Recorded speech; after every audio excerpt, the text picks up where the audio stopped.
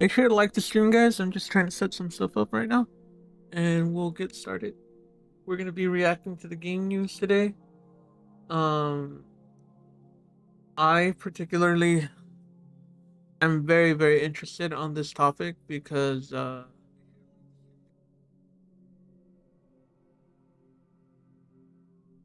yeah, this week has been kind of crazy. Y'all been wilding out, like for reals. Y'all need to relax with the GTA hype, like for reals. It ain't that deep.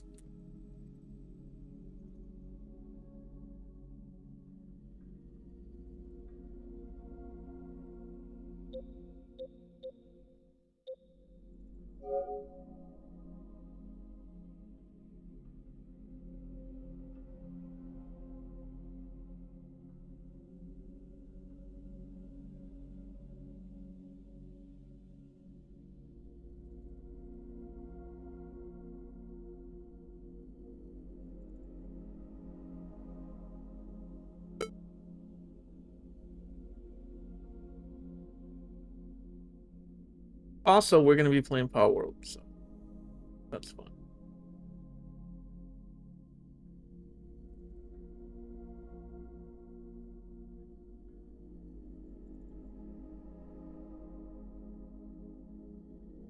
All right, just waiting for Palworld to start up. I don't know why it's taking forever.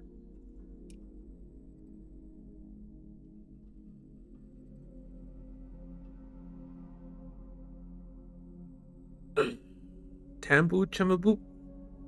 What's going on with this? Play the game. What the hell? You better fucking start the game. What the fuck you mean you can't do it?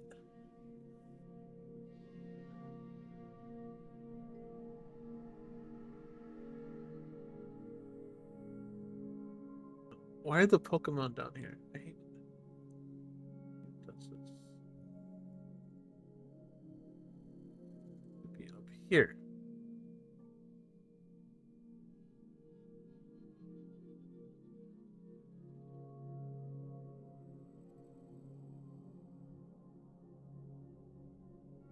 Right there. Oh my god. Okay, we're gonna have to restart the PlayStation. Bear with me, guys.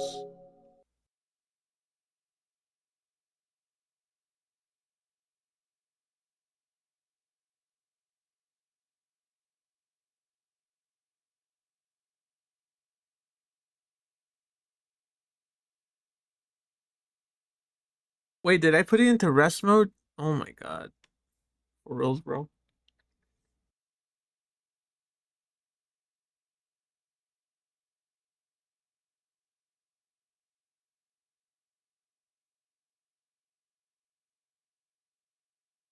I think I'm just spoiled because the PlayStation is relatively like fast.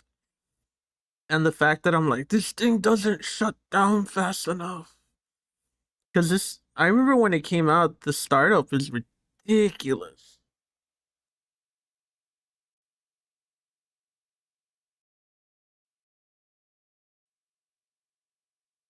Like, watch. Look, when this first came out, this was just crazy fast.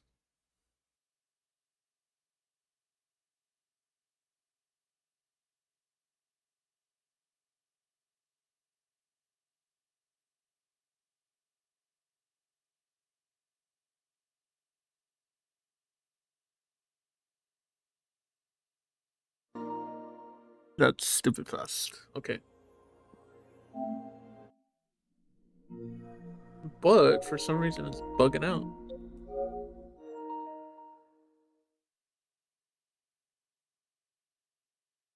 There we go. I guess that was good enough for it to work. Grand Theft Auto 6 has leaked yet again for the second time in the last 4 years. Early footage from the next Grand Theft Auto has been plastered across the internet against Rockstar Games, the developer behind it, against their wishes. I spoke to people at Rockstar Games to try to get a sense of the mood within the company and what they're doing about it for a Bloomberg story that you can read in the show notes. What's up, Luffy? How you doing? Make sure you guys like the stream if you can. I would greatly appreciate it. It helps a lot. Give me a second. I'm going to connect my headphones so that way we don't have any echo. And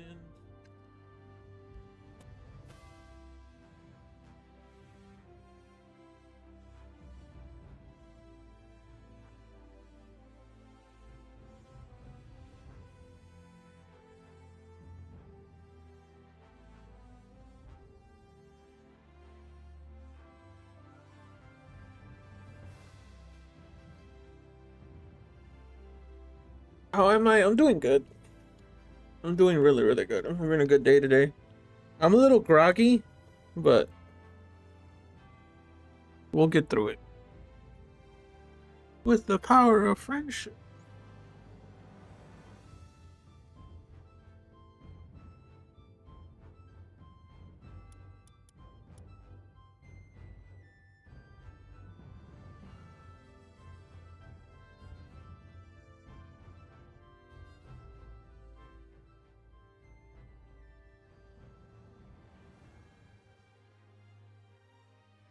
But first, let's go back in time. It's September 2022. GTA 6 has not yet been officially announced, although I think by this point everybody knows that it's what Rockstar is working on next, thanks to various reports and rumors and leaks and hints from the company. Even people know that it's coming, but it is not yet announced when suddenly a massive trove of videos and footage and images from the next Grand Theft Auto is posted across the internet. This leak has widespread repercussions on Rockstar, on the people behind it. The guy behind it, a teenager in the UK, is caught and eventually winds up being found unfit to serve at trial and is sentenced indefinitely to a hospital stay. And the leak, Rockstar addresses the leak online. They say that unfortunately footage from the next Grand Theft Auto has been leaked, and we hope we're very frustrated by this, and we hope to show you a proper look at what we're making next time. I feel bad for Rockstar. Like, I really, really do feel bad for Rockstar that that's happening to them. Like, and I'm not gonna sit here and be like, "Whoa, that's their fault." Like, like I get it. I get where where they're coming from. Like, I understand where like, imagine that you worked on something for like years. Imagine you worked on it for years, and then all of a sudden they tell you that your project has been leaked early, and you can't you're not going to be able to present it the way you want to. Granted, it's kind of bad, right? It's a little bad that that happened. Like, not a little bad, it's kind of super bad. But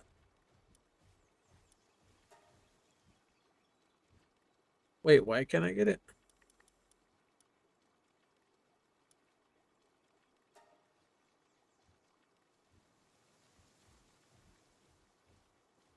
Hold on. But yeah, I really do feel bad for them. I'm not gonna lie to you. I do feel bad for them, but at the same time, it's like, I don't know what you expect people to wait as long as they have. It would be another year or so before Rockstar officially revealed the game, Grand Theft Auto 6. And as most people know, it was then delayed after being in development for a very long time. It was delayed twice more after that. It was announced in the fall of 2023, September of 2023, or end of 2023. First announced for end of 2025, and then delayed to spring of 2026, and now November 19th, 2026, which is where it has landed. But there are repercussions within Rockstar Games as a result of this leak. Namely, a couple years after it happened in the beginning of 2024, Rockstar implemented a new policy that it is that staff across the company are going to have to go back into the office 5 days a week.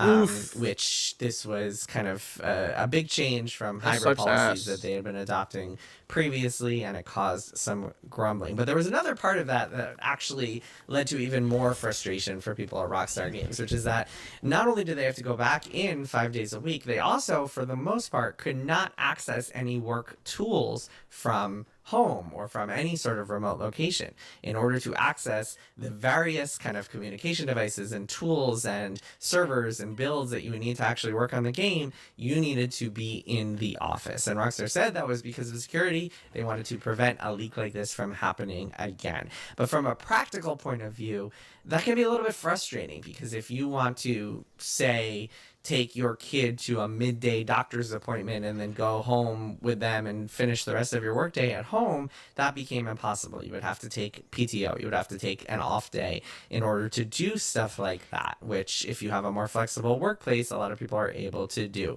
Particularly challenging, by the way, if you have kids, where you need to kind of rearrange your life around various pickups and drop-offs and appointments and snow days and vacation days and holidays and whatnot. So this was really frustrating for a lot of people. The 5 days of work, 5 days back to the office part, that was one thing, but the lack of remote work, that was quite another. But hey, it was in the service of preventing further leaks, which is why it's even more frustrating to see what happened this week for some of those people. All of that, all those new protocols, all of that new security, all of that diligence, and yet the game has leaked again. So what happened this week? Starting on Tuesday, an internet hacking group or individual. I have a feeling that it's just some kid that probably got into his parents' stuff, and that's probably what the leak happened. Like they got into their parents' remote thingy-majiggy,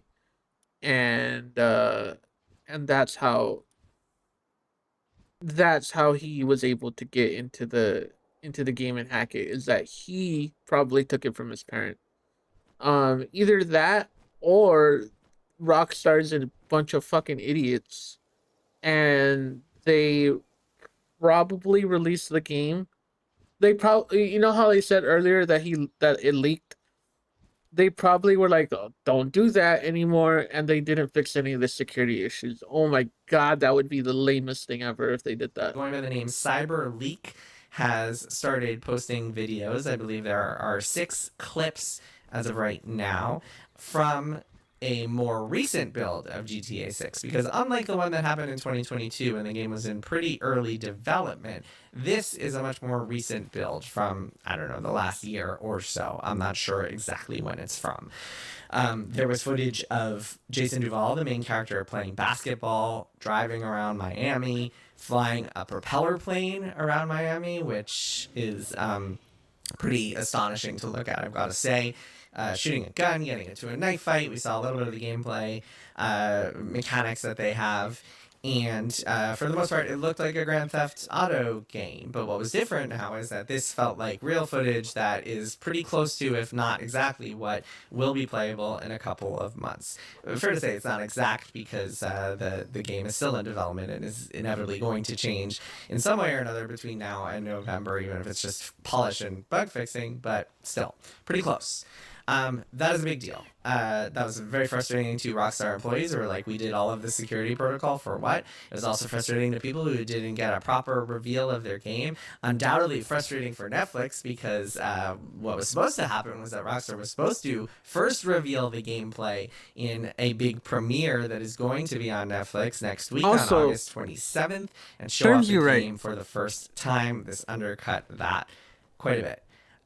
for putting it Safe behind a to say it's Netflix not going to paywall. have much of an impact really any I impact just feel on the bad for the artists, actual to be honest launch with you, of the the developers. game. I don't I feel bad don't for think Rockstar. that leaking some early gameplay footage that people were going to see anyway is going to make any difference when it comes to sales. Plus, you watch this footage, sure just looks like a GTA game, but still, pretty big deal, I think, for the people involved. So I spoke to people. I heard some frustration about the stuff I Ooh, mentioned where? earlier about the security protocols and how they didn't seem to prevent this from happening.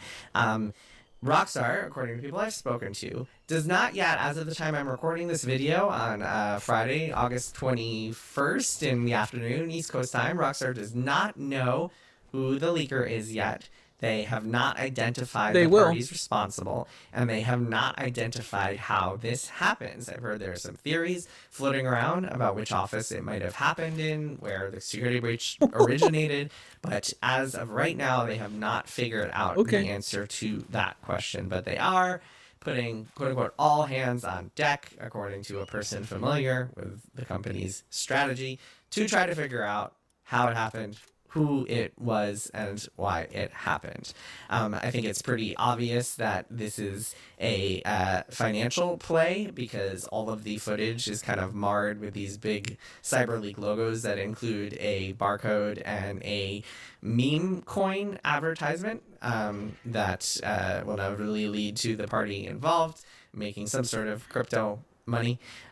So I guess the Kind why of of smart, it to be is honest with kind you. of answered. CyberLeak has also reportedly put up a manifesto of some sort demanding that this is basically hitting kind of like a checklist of the gripes that gamers have about physical discs and games dying and all that other stuff as part of their kind of argument in favor of putting these leaks up.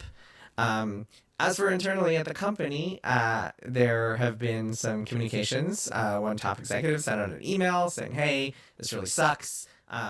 Denounced the leaker responsible, tried to buoy morale a little bit, talked about how when people actually see the gameplay, they'll be super impressed, how much hard work everybody's put into it, yada yada, all the thousands of people around the globe who are working on this game. And by the way, it's still not finished. I think that an important note here, it is Level August of 40, do I have 2026. The game is enough? pretty close I to think being I finished, tried but it this the is not last time finished. and I People are died. still working on it up until the last possible moment. November 19th is when the game actually comes out. And so morale is a concern at this point because it can be frustrating to see something like this happen. So some sentiments I've heard from talking to people at Rockstar, I think there's a little bit of frustration about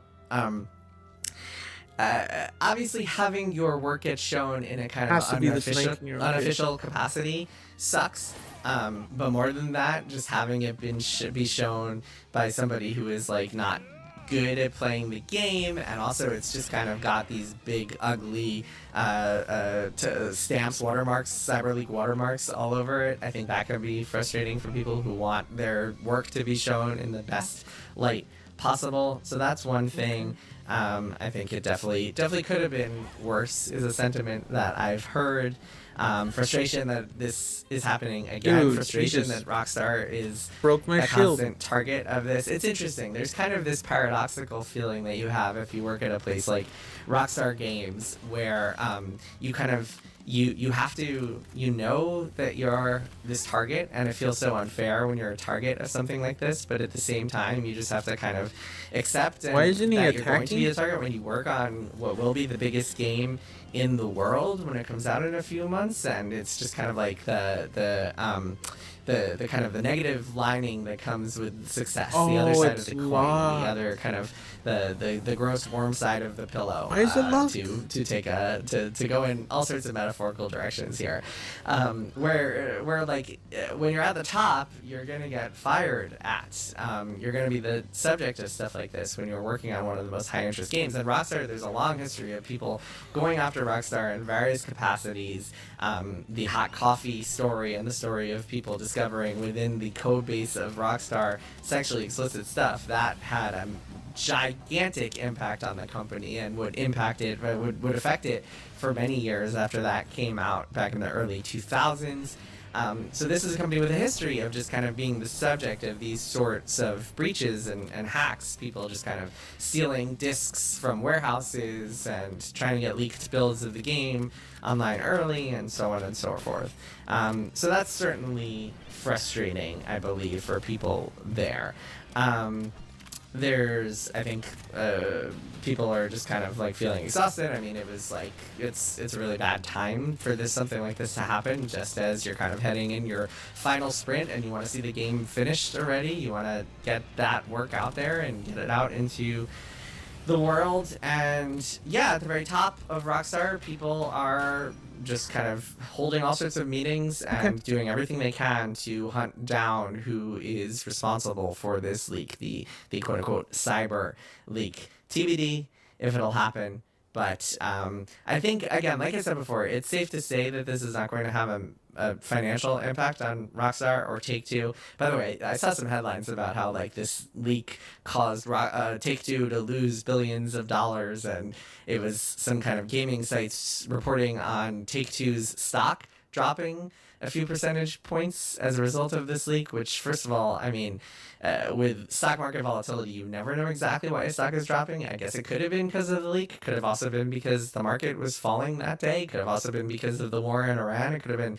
a million different factors. But also, Take-Two, just a little bit of financial literacy here, is that Take-Two does not lose billions of dollars when its stock drops. Take-Two has what's called a Take-Two, by the way, is the parent company of Rockstar Games, of course. Take-Two has what's called a market cap, and the market cap is essentially the number you get when you take the share price and you multiply it by the number of shares that are on the market, to kind of get a sense of what the total valuation of that company is, however many billions of dollars it's worth. And that drops or raises every time the stock moves up or down, but that is not something that, unless you're a day trader, that is not something that is particularly relevant. What is relevant on the stock market is sustained paths. The volatility of hourly trading or day-to-day trading is really relevant to most people, and certainly irrelevant to Take-Two executives for the most part. And they certainly did not lose billions of dollars as a result of this. So put those headlines out of your mind if you saw them.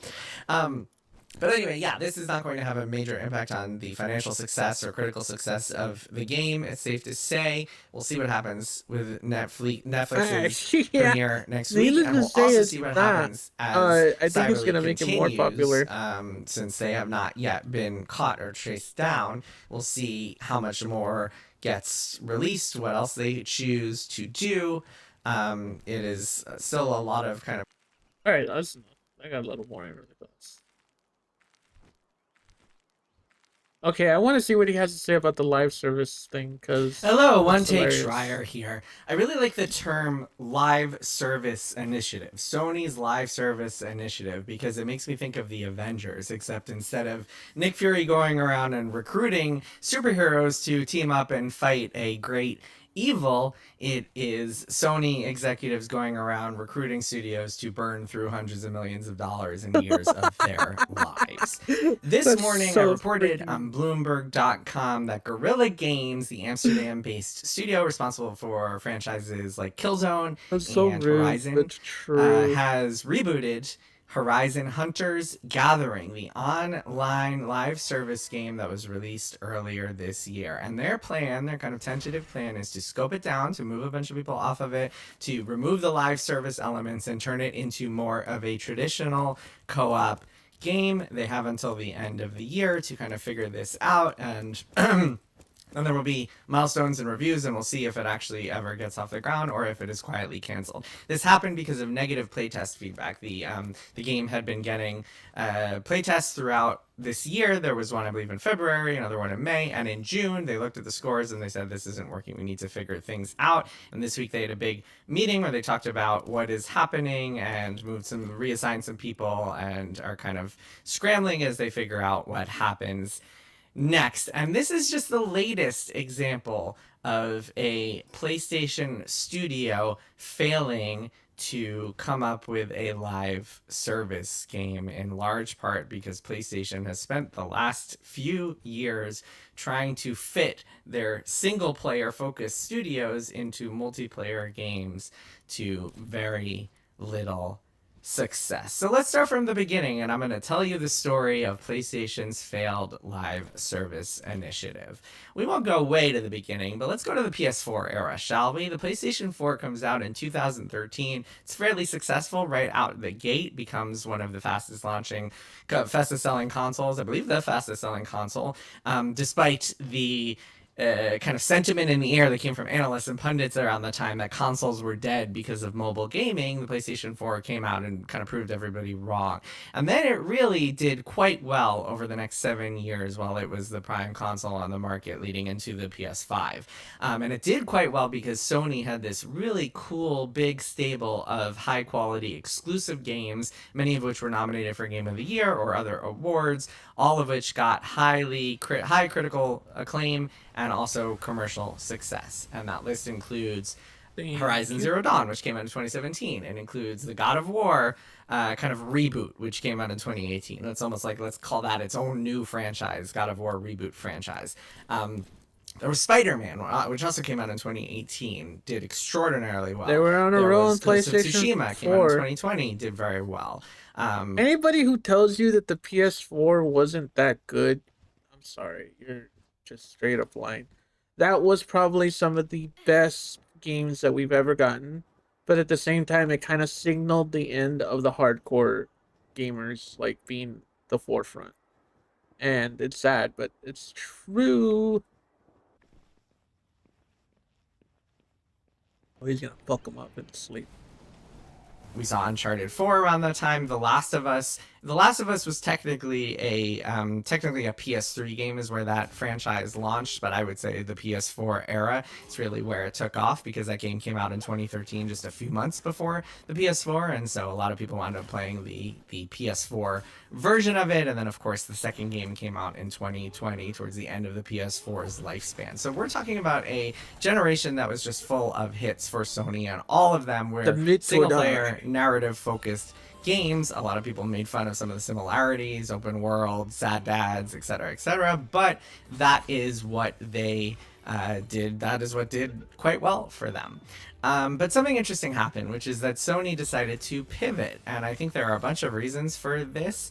I made a video a few weeks ago called Fortnite. Why Everybody is Chasing the Live Service Games, why everyone wants the live service dragon, why people are obsessed with why companies are obsessed with live service games. So go check that out if you're curious about why this happens. But yeah, if you ever want to know why PlayStation's obsessed, or like all these companies are upset, what the hell is he doing? Why why these companies are obsessed with live service games? Just look at Epic Games. Epic Games was already big. They made their own engines. They were they were very well respected. They made money. They didn't make stupid money. But as soon as they made Fortnite, one of my favorite games, Unreal Tournament, which if you haven't played it, one of the best fun like OG games out there. Well, and it was a really good game that a lot of people played, but at the same time it's like it really wasn't a game that was that did Fortnite numbers. And so they had that Unreal, they were going to make another Unreal Tournament, but because of the success of Fortnite, they just put all that team on there because it's like, might as well, because it took from Epic being that respected engine company that makes these really cool games and has Cliffy B and all this other stuff. It took it from that to being able to be a competitor with Steam that basically has a monopoly. What the hell is this guy doing? Is he dead? Oh, he's dead. Oh, okay. And it took it from making it into like a competitor. I don't think people underestimate just how much ooh, okay, get these guys. How much money Fortnite makes Epic Games, and it's like that's the reason why it made them into basically a whole platform. And yeah, they have movie nights, they have rappers, they have like, dude, like it is no joke that entire Fortnite's no joke, and it makes everybody booty blind, and I don't blame them because I would want Fortnite money too. But you can't make Fortnite by forcing it.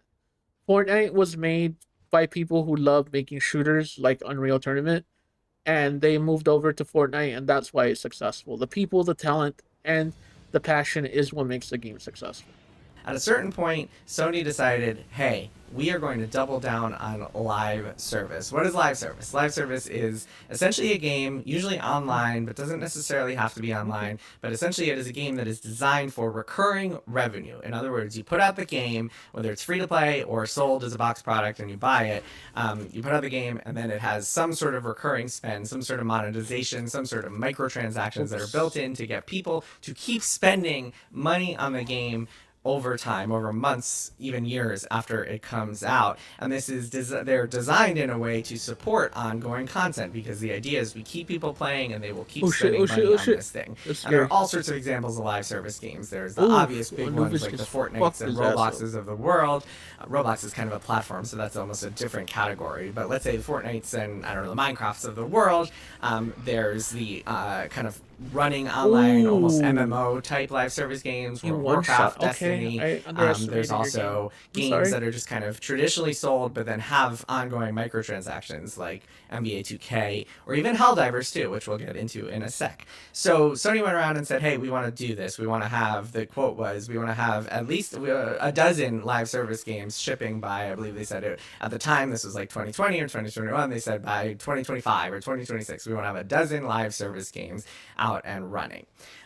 This is because live service games make a lot of money when they're successful. Unfortunately, there's some downsides to this strategy. Live service games are very difficult to make. They are expensive to make. They sometimes fail to resonate with players, and some of them do. Some of them players really enjoy, but a lot of them just fail to crack the market because it's a very oversaturated market, and you're fighting for this player base that probably already has their favorite live service games. Most importantly, it's really difficult for a studio that has kind of spent a decade building the know-how and pipelines and chemistry to make single-player games. It is really hard to suddenly have them turn on a dime and make a multiplayer game, especially a multiplayer live service game that requires this just kind of stream of ongoing content. And that is the most difficult part of making these games, is that once you come out with them, you have to have this roadmap that is extremely intense and requires a lot of work and a lot of planning and a lot of time and a lot of money to map out future content to get people continuously engaged with your game, because it's a treadmill. Once you start it, it's launching isn't the end. Launching is the beginning. You have to keep players engaged. Otherwise, you are not seeing the returns that you want to with one of these live service games. So needless to say, that initiative did not work out. I made a little list of just some of the live service games that we've seen. This might not be all of them. I think there are some that maybe the world doesn't quite know about yet, but just even just going through this list, I think tells you a lot about how things have gone. So I mentioned Horizon. So Guerrilla Games, they came out with Horizon Forbidden West in 2022. That was the sequel to Zero Dawn. And then rather than going on to a Horizon 3, most of the studio then went on to what would be called Horizon Hunters Gathering, announced this year and now rebooted, as I reported today on Bloomberg. Again, check out the story in the show notes. Horizon 3, by the way, they have a small team, I believe, working on it. There's some people, I don't know how many or what the state of that is, but that is a game that is years away if it comes. There was a God of War live service game, which was an initiative done at Bluepoint, the studio that was dumbest very fucking well thing known ever. for You have the best remaking old games company on the planet. And you their make biggest hits was Shadow of the Colossus, and then they made a Demon Soul remake in 2020 that came alongside the PS5 and was very well received. After that, they went on to help Sony Santa Monica, the maker of God of War, with God of War Ragnarok, and spent a bunch of time working on that. And after the development of that game, they kicked off this project that was going to be an online multiplayer live service God of War game involving Atreus in some way. You would like descend into Hades as Atreus. I don't remember all the specifics or exactly how it would work, but essentially it was designed for many players, so I guess they could do their own kind of custom versions of Atreus or like aspects of Atreus. I'm not 100% sure how it would work, but that game did not pan out because, again, you have this problem of the studio that is really, really good at one thing, remastering turning games. It doesn't have really a robust and experienced and it doesn't have a well-constructed design department, because what it was doing was making games. So it was really good at art and tech, but it never really built up a design department. It tried to do so over the years. But even that, I mean, building a design department and at the same time making one of these live service games is That takes just years to do. playing everything on the hardest difficulty mode for very little reason, very little return. So that did not work out. They tried to pitch a bunch of things. Eventually they were shuttered earlier this year. Very sad story. I also reported on Bloomberg earlier this year that they had tried to pitch the thing that everybody wanted from them. In fact, multiple times they tried to pitch the Bloodborne remake or remaster or whatever that would look like. Sony was interested. From Software said no. Sony could ultimately, if they wanted, put their foot down and say, yes, we want to do this, but ultimately I think they acquiesced to From Software's wishes on that one. Well, yeah, 'cause they're not gonna- Insomniac is Sony's most prolific studio, and they've somehow managed to dodge this curse by releasing several games, including Spider-Man 2 in 2023, big hit, and now Wolverine, which is coming next month, and we'll see how that does. So they're They've one of the gone studios against that the has curse actually 'cause they're avoided the making curse games of that not they like. releasing anything in the PS5 Why is era. nobody in the But chat? even they 'Cause took a live my service chat said that's initiative. why. They Rest were in peace, visited by someone. the Nick Fury of PlayStation, doing a Spider-Man multiplayer game. It didn't get very far, and they didn't spend a ton of resources on it. They didn't put a ton of money or time into it, which is why they have been able to release multiple games this generation. Yeah, Narc. But still, they You tried want- Spider-Man multiplayer. I think that sort of thing is always going to be hard to pull off any sort of kind of multiplayer superhero game, because if you play Spider-Man, you know that this is a game built around having a single superhero surrounded by thugs during combat, and translating that to multiplayer is very, very difficult. Naughty Dog, of course, spent a great deal of time and a ton of money, hundreds of millions, working on a You Last thought there of were Us Online airplanes? project that was kind of their it started off as a small thing, and they wanted to make it a bigger thing, and eventually it turned into a service game, and then they canceled it in 2023 for a variety of reasons. The reason they stated is one that I think is worth noting here, which is they said, hey, essentially if we make this and then it's a success, we're going to have to keep doing it and dedicate all these resources to it and essentially become a live service studio, which is the other curse of live service. Once you release a live service game, you cannot move. The sad thing is that from what I hear, the live service game that they were gonna make, that they were offering, was really good. It was a really good game. It's just they didn't wanna deal with it. Which, hey, Move I on to the respect it. next thing. And a lot of companies wind up getting trapped in the live service game and have to put aside or divert resources from their biggest projects. For example, Epic Games. I don't know if you remember this, but in 2017, before they released Fortnite, Epic had a bunch of other games in the works. They used to be a company that made games all the time. Then they released Fortnite, kind of started off slowly, but then exploded once they added the Battle Royale mode to it at the end of 2017. And then shortly after that game just like skyrocketed in popularity and became a cultural phenomenon, they canceled their other games in order to put all of their resources on Fortnite. A similar thing happened at Blizzard. I wrote about this in my Blizzard book, Play Nice. But what happened was when World of Warcraft came out in 2004 and it was super popular, exploded, way bigger than anyone expected, they had to kind of temporarily pause the other projects they were working on and just divert everybody into the World of Warcraft machine because they needed to keep that going. And they were caught off guard by how much work it would take to continuously update that game because they had never done anything like it before. That's the danger of live service. So Last of Us Online, that game was canceled. A lot of people at Naughty Dog were working on that game. I think there's a belief out there that it was just kind of a side project while most people were working on Intergalactic. No, the opposite is true. Intergalactic did not have the majority of staff until after Last of Us Online was canceled, and then most people on the studio came over to work on Intergalactic. But many people in the studio, I would say the majority of the studio, was working on either Last of Us Online or the remasters, the remakes that they were doing throughout the 2020s, which is why we haven't seen a brand new game from them since 2020. Sony Bend. Sony Bend is the Oregon-based studio behind Days Gone, and they, after Days Gone, had all sorts of issues, lost leadership. Anubis, can you were come trying to get a whoop his sequel off ass? the What ground. are That you didn't doing happen. over there, bro? Eventually, they got to the point where they were working on this new IP that was also What going are to you be a live chilling over service there while I was game getting my until that was ass canceled kicked? at the same time as Blue Points was in 2025. Now Bend is working on something else. They have fortunately are surviving and have a chance to work on something else. I think we'll see that at some point in the next year or two. Hopefully it doesn't get canceled. Sony bought Bungie in 2022 for $3.6 billion, and they bought Bungie in Billion part with a because B. Bungie was a live service expert, and Bungie at least portrayed itself as a live service expert, and they thought that that expertise could be translated not only within Bungie but to their other projects. And as part of that acquisition, Bungie also had a whole bunch of other live service games in the works that Sony wanted to see come out in the subsequent years, in addition to, of course, Destiny 2, which is Bungie's big Probably ongoing mining. project. But for a variety of reasons that I will get into in a story Make sure you guys down like the road, comments so we can. most of Make those sure you projects guys fell like apart. the I stream believe so there we were can get 5 some or 6 trolls. different Cause Tiffany likes trolls. Just saying. Did you just literally follow me, Tiffany? You're literally my girlfriend and you just followed me.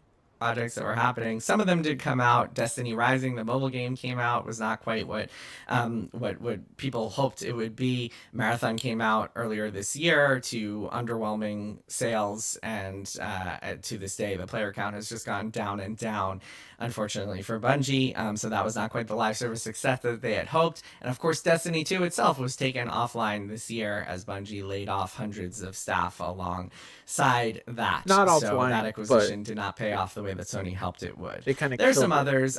There's Deviation, which was working on a shooter game. I'm not sure. I would take this back. I'm not 100% sure if this was a live service game. I don't remember. I've heard a little bit about it, but I don't remember if it was designed as a live service game. It had some multiplayer for sure. It was made by ex-Call of Duty people, but I don't remember if it was designed to be live service or something where like they would make it and then go on to a sequel right away. So I'm not sure if this belongs on this list, but there are a few others. I mean, Twisted Metal, that Fire Sprite was making. That was supposed to be a live service game before it was canceled in 2024. Fire Sprite then went on to work on Until Dawn 2, which is scheduled for next year.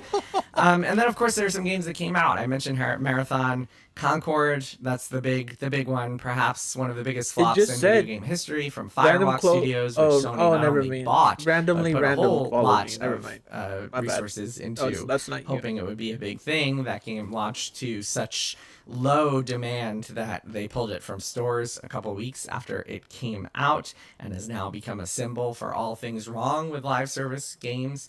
There's Helldivers 2, which was actually a big success from Arrowhead Studios.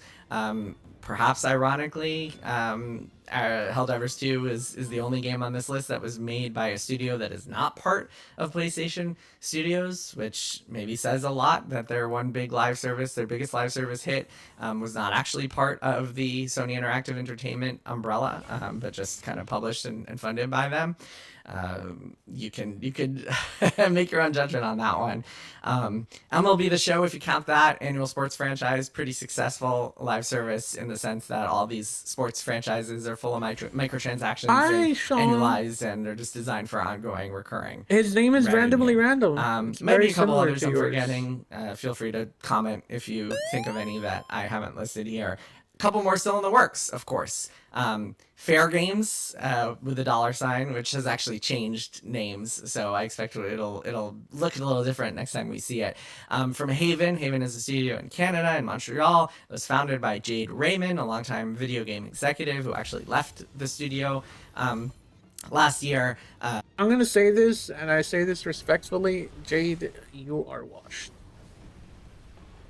She hasn't made a good game in like forever. That game has been through a lot. I believe it was, I don't know if rebooted is the right word, but certainly pivoted at some point recently, like last year or so. I suspect we'll see it in a different form at some point, unless it is canceled before then, which is very possible. That, if you don't remember, was announced a few years ago as kind of like this cooperative heist game where you're robbing rich people, and there's a dollar sign in the title. Gummy Bears, which was a game that was in incubation at Bungie and managed to save itself from the Bungie abattoir by going over to Sony and a new studio within Sony called Team LFG, kind of spun out from Bungie in 2024, still in development.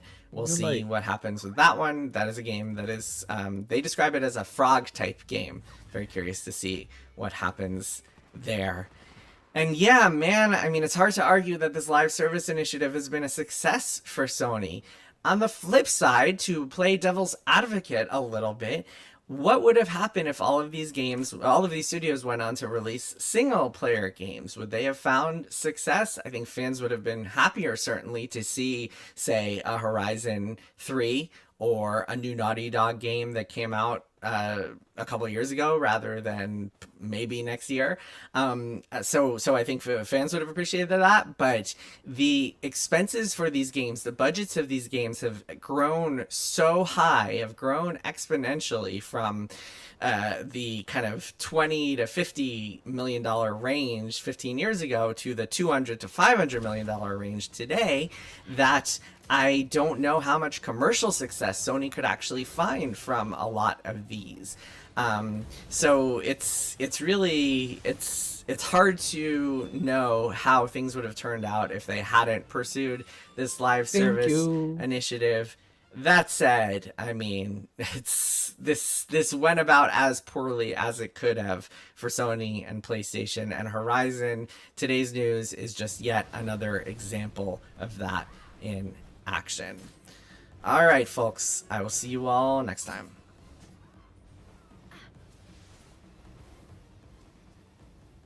I'm guessing that PlayStation, that at least the PlayStation that we that used to be in charge was willing to do this kind of sacrifice until the executives started looking at it. So let's see. What's up, everybody? Damon here, and in today's gaming news, Take-Two is on the hunt for whoever is leaking those GTA 6 gameplay videos. The next special edition Xbox is crazy expensive, and the live-action God of War has been recast. This is your Daily Fix.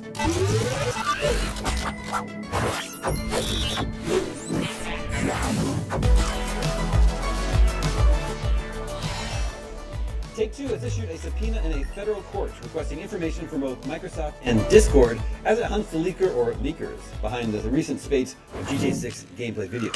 First reported by Kotaku, the Rockstar Games parent company issued the request yesterday, August 20th, in the New York Southern District Court as part of a Digital Millennium Copyright Act subpoena. It wants information and records relating to the CyberLeak account, which is allegedly behind the GTA 6 leaks. The subpoena requests identifying information associated with all user accounts that were members of a number of Discord servers. Take-Two wants all internal Microsoft business and investigative records associated with its own internal investigation of CyberLeak as well, and calls for any GTA, Rockstar, or CyberLeak content from the Discord members' OneDrive accounts. One of the Discord servers mentioned in the filing is the Dark Viper AU editor server. Dark Viper AU is the online name of Australian GTA content creator Matthew Matt Judge, who has 2.27 million subscribers on YouTube. Judge has published detailed breakdowns of the leaked GTA 6 videos this week. The subpoena has emerged even as the leaker continues to release GTA 6 gameplay videos. Today, the leak stretched into a fourth consecutive day after yet another gameplay video hit the internet. It's the sixth apparent GTA 6 gameplay video that is leaked onto the internet this week, and neither Rockstar nor Take-Two has issued any statement on the matter. IGN has asked both for comment. Moving on, pricing details for Microsoft's Special Edition 25th Anniversary Xbox Series X have leaked online, and the translucent green console is just as expensive as we had feared. The ever-reliable Bilbo Kuhn from Deal Labs has now revealed that the console will cost an eye-watering £900, which typically translates to the same $900 price point in the US. A release date has also been uncovered, November 27th, which lines up nicely with Black Friday. Xbox is expected to make its Special Edition 25th Anniversary Xbox Series X pricing and availability official next week at Gamescom. Stand by for official confirmation then, and much more from the show here on IGN. And finally today, Dave Bautista has officially replaced Ryan Hurst as Kratos in the live-action God of War series at Amazon. the best news I've heard literally all day. I think that Batista was the best choice in the beginning.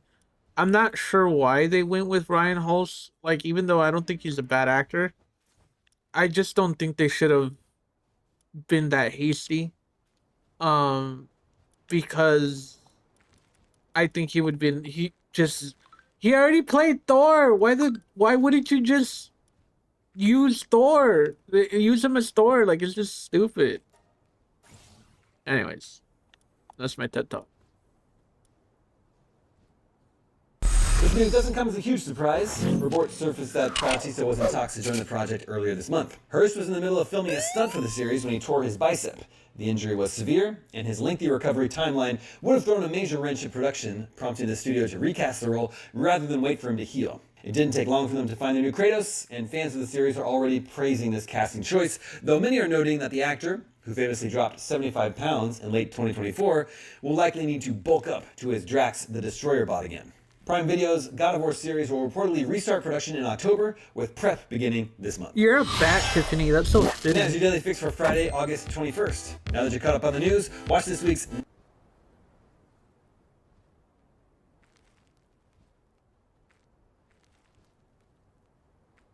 What's up, everybody? Damon here, and in today's gaming news, From Software comments on its future single-player plans. 007 First Light is a big hit, but more data shows the sad state of physical game sales. This is your Daily Fix.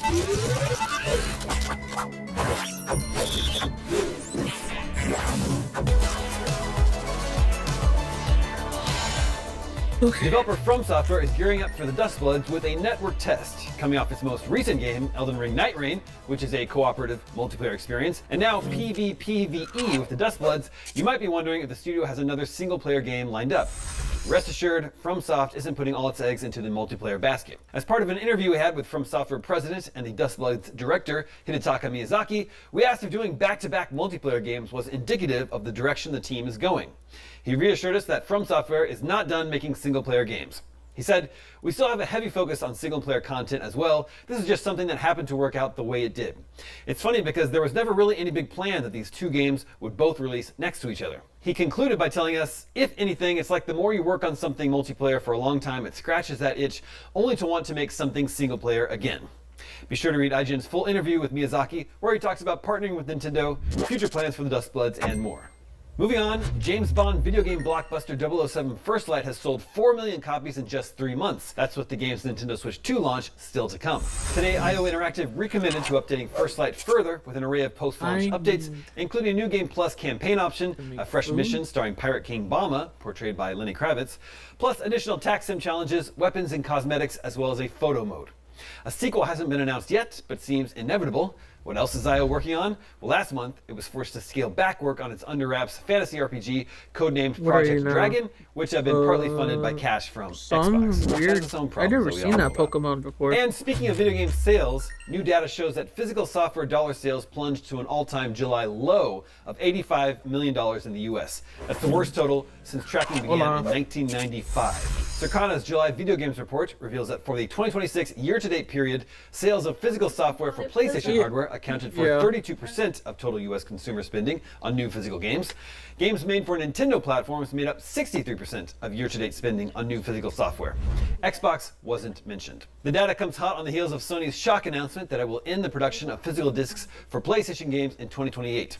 The announcement has sparked a significant backlash online, although it remains to be seen whether or not that will result in any real-world repercussions. When Sony announced its decision, it said it was simply following consumer trends that are supported by data like this from Circana. July was a particularly bad month for video game and hardware sales in the US, Circana's data reveals. Total US video game spending dropped 10% year on year, with hardware spending plummeting 29% off the back of a tough comparison with the launch of the Nintendo Switch 2, as well as price rises for PlayStation and Xbox. Circana said hardware spending fell to a low not seen since July 2020, when pandemic-fueled sellouts and logistics challenges made finding new video game hardware extremely difficult. Subscription spending was the only category showing growth in July versus a year ago. In a poor month all around, Call of Duty Black Ops 2 was projected as the best-selling game of July in dollar sales, driven by the release of a PS4 and PS5 port. And that is the Daily Fix for Thursday, August 20th. Now that you caught up on the news, watch the new trailer for a Golden Axe animated show. Let's see, what's next on the gaming news? Kind of funny.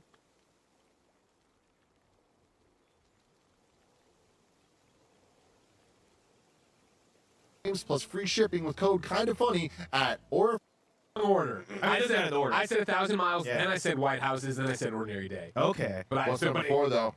Well, number 4 technically is number 2. It's the second version of There's a lot deeper than just 1,000 miles, everybody. And Yeah. shoot a 3 Fucking What are our top 5 songs on Spotify? White right now? Houses. different versions of 1,000 miles. Give me your top 3 most popular songs on Spotify. Damn, I thought it was White Horses. In order? Yeah. Or can I just get them in No, any just get order? them in there. I Get 'em mean, in there. you're definitely going to have 1,000 miles at the top. Obviously. I think see where you might get me is like, is there some collab I'm not thinking of or some shit? But I would put White Houses behind it, and then I put Ordinary Day behind that in terms of what's popular. Ordinary Day. Just a day. That's gotta be just number 2. an Ordinary day. Okay, yeah, Just I know that. Yeah, trying that one. to get by.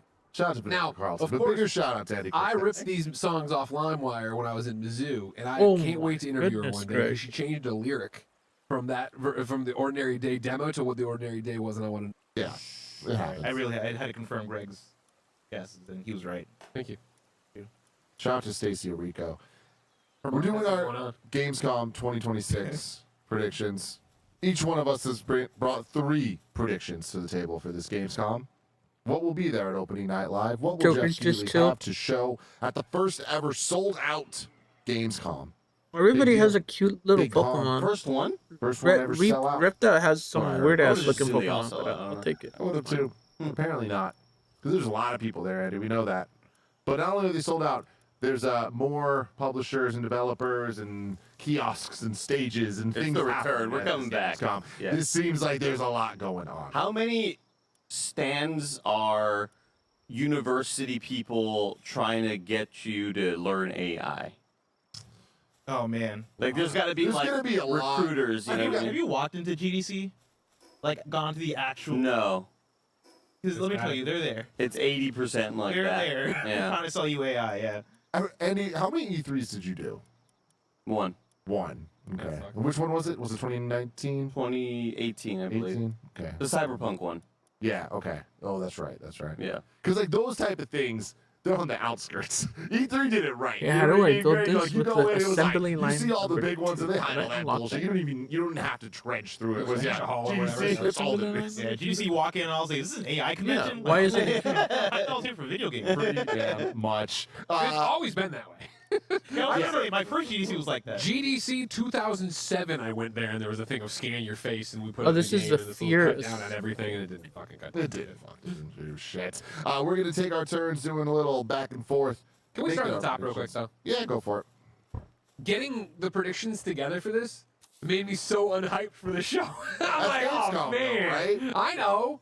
I do feel like they've been getting better just slightly. I'm not saying like, oh, we should Yeah, expect it's big just- giant things here, but I do think they've done a really good job of setting what the expectations are. And I think Wait, Jeff, no, across no, all no. of his shows, but specifically Gamescom Opening Night Live, has done a good job being like, here's the games that are going to be here. And we got some major exciting ones, right? Like, we already know that Final Fantasy VII Revelation's there. And wood. So it's like, we don't need to guess if it's there or not, you know? So it's like, cool, we're going to Oh, have I fun make stuff to wood for it. watch. They also announced a bunch of other games, and I'm like, all The right, hell do I? sure, Yeah. sure. But like, It's a Metro 2039. You know. Yeah, That's what, yeah. that's what it's about. exactly. How many of those are there going to be? All of them. But yeah, I mean, like, are any of y'all feeling more excited for this Gamescom than normal, or is everyone kind of like, no, this one feels right? I'm with Greg. I think I'm usually like, I'm just excited to watch a show that's might be a 7 out of 10, and I'll be happy with it because I like laughing and looking at cool video games and remembering about games that come out. Yeah. And being like, oh shit, we haven't seen this in I'm 2 years or expecting an whatever, 8 out of you know? 10. I think that's Fuck one of that. the things that's so maybe this Gamescom lives in the shadow of September 2026, where there are so many games on the horizon right now. There's so many amazing. Wolverine's gone gold, Dawn of the Bloodwalker, fuck, Blood of the Dawnwalker. You know what I mean? Like, there's so much imminent stuff that when you start scrolling through this reset era thread of games that are confirmed, it's like Cinder City, Dust Origins. Game of Thrones. All right. Like, yeah, sure. And there's always The room Game for of Thrones surprises, game, but I'm this is a sorry, conversation everybody's Wes and I were sleeping on having it, On Games and Inn it yesterday. Just like, I feel like, in this, correct me if I'm wrong, this isn't a Jeff show, right? He hosts this show. He owns and operates Game Awards and SGF. But I still think he produces this. I think O&L is like, his thing. Yeah, It's not on the same level of things. It's definitely not. No, Yeah. but I do This think is always the nuts and bolts. This is the blue collar show. These are the games that are actually getting things done. Let's talk about DLCs. Let's talk about DLCs. updates. I think is a big thing, but also there's the reality that this Forgot how is to the build only of the shows that have the immediate like playable demo from the public, right? These are like it's the local and midterm elections. You know what I mean? This show matters. Yeah. These announcements matter. It's just like the midterm Yeah. and local ones, but they're just not the ones that get you out to the polling. Yeah. Huh? But having said all that, I do think that this year is kind of more unique just because there are so many games that have either come out that we're expecting DLC for, or that the year is so filled out with like this is one of the last major chances you have so many eyes on this and maybe even playable hands on this to talk about some of the fall games that like I feel like there's a chance here that we get some pretty exciting news updates just because it's not really a better spot for them to fit before the end of the year. And there's still questions we have about a whole bunch of things that we're assuming Somebody's are this year. Pokemon Maybe Evolve? they aren't, but I'm just excited to get into all of it. I feel like compared to other shows, compared to Game Awards specifically and Summer Game Fest, I feel like Opening Night Live in a weird way is the video game show for like video game nerds. Like if you're a little bit more nerdy about like, oh no, I want the deeper cut updates, because when we talk about the big companies, they're usually there. You can usually expect something from PlayStation there, right? Like last year, we got a Ghost of Yotei trailer where they teased Ghost of Yotei Legends. I believe years before that, we've gotten updates on like controllers and shit like that. And Yeah. I think usually if you look at the different bigger companies, they have something, even though it's like we're talking about more so updates and stuff like that. But like, for me, I think because we're well calibrated and know what level to expect from this, I am kind of excited to just like sit back, relax, and just get more information. Maybe get some pizza, you know? Yeah. PlayStation's not there this year. I put in quotes in the way that Nintendo and Xbox are. PlayStation's officially said Okay, they're guys, not at everyone wants to Gamescom. That be doesn't mean they're not And part it's actually one of my of. predictions. That doesn't mean they're not part of Keely's show. You know. Oh, but- sure. But they are not. They do not have a presence at Wait, what the Gamescom fuck? I itself, didn't whereas know I could do Xbox that. and Wait. Nintendo both do. What happened? Isn't so- that weird though? Has Wolverine had playable No. preview? It's just the preview. press? Just the preview for press. Yeah. But I went to. Texas. And they don't. Josh, you need to get more people in the chat. I don't It's kind know. of weird, right? Yeah. Wish I Just had again, money to because spend. of the sheer size of Gamescom, but I also think that they know Wolverine. I mean, that's. Like, Have you they- looked at they- Rockstar they stocks? already I have the a audience, feeling I think. I It's believe they're a gonna great convince time to buy stock many after more the release of people GTA. to That be stock like, is well, gonna now's the triple. time. I wasn't Happen with interested, but dude. now You I should am. do it. I'm not. I I can't wanna do it, start but you with should do Andy it. Cortez. And I only Let's give mentioned him stocks because of the jump off. There's threads. GTA 5 was such a huge success in sales that other major companies with IRL needs sweating that Rockstar was worth more than the company. Yep. there's a rumored sequel to an Xbox game that is not what everybody thinks it's gonna be. Viva Pinata returns. Oh. No. See, fucking that's what's way. interesting because like let's go through the reported rumors of this. An Xbox revival will happen at this Gamescom opening night live, but it is not retro. That's what they were saying. Have you guys seen the game that they're saying? No. They're saying it's Rise, Son of Rome 2. I'm not joking. No way. We're gonna get a new Y'all didn't screenshot. see this? Maybe I got punked. Maybe like somebody is tricking me on the internet. Chat, correct me if I'm way off. But I could have sworn that people were like the Xbox fan base on Twitter was saying, "Yeah, Rise, Son of 2, Rise, Son of Rome 2." Thank you, Rise, Son of Shauna. 2, Rise 2. Make sure you They're pin that definitely if you getting can. Morbius. Hold on, I got. Yeah, let Okay, me look this up. you know what? I might They're, have got punked. they're definitely getting Morbius to, like over at Xbox if that's true because they're just looking at like the constant screenshots of being like, here's that game versus how Rise looked, which is just a meme. But they're getting Morbius and be like, bring it back to theaters, and they brought it back and nothing happened. Asha Sharma and a return to Xbox. And when you think of Xbox, you think of Rise Son of Rome.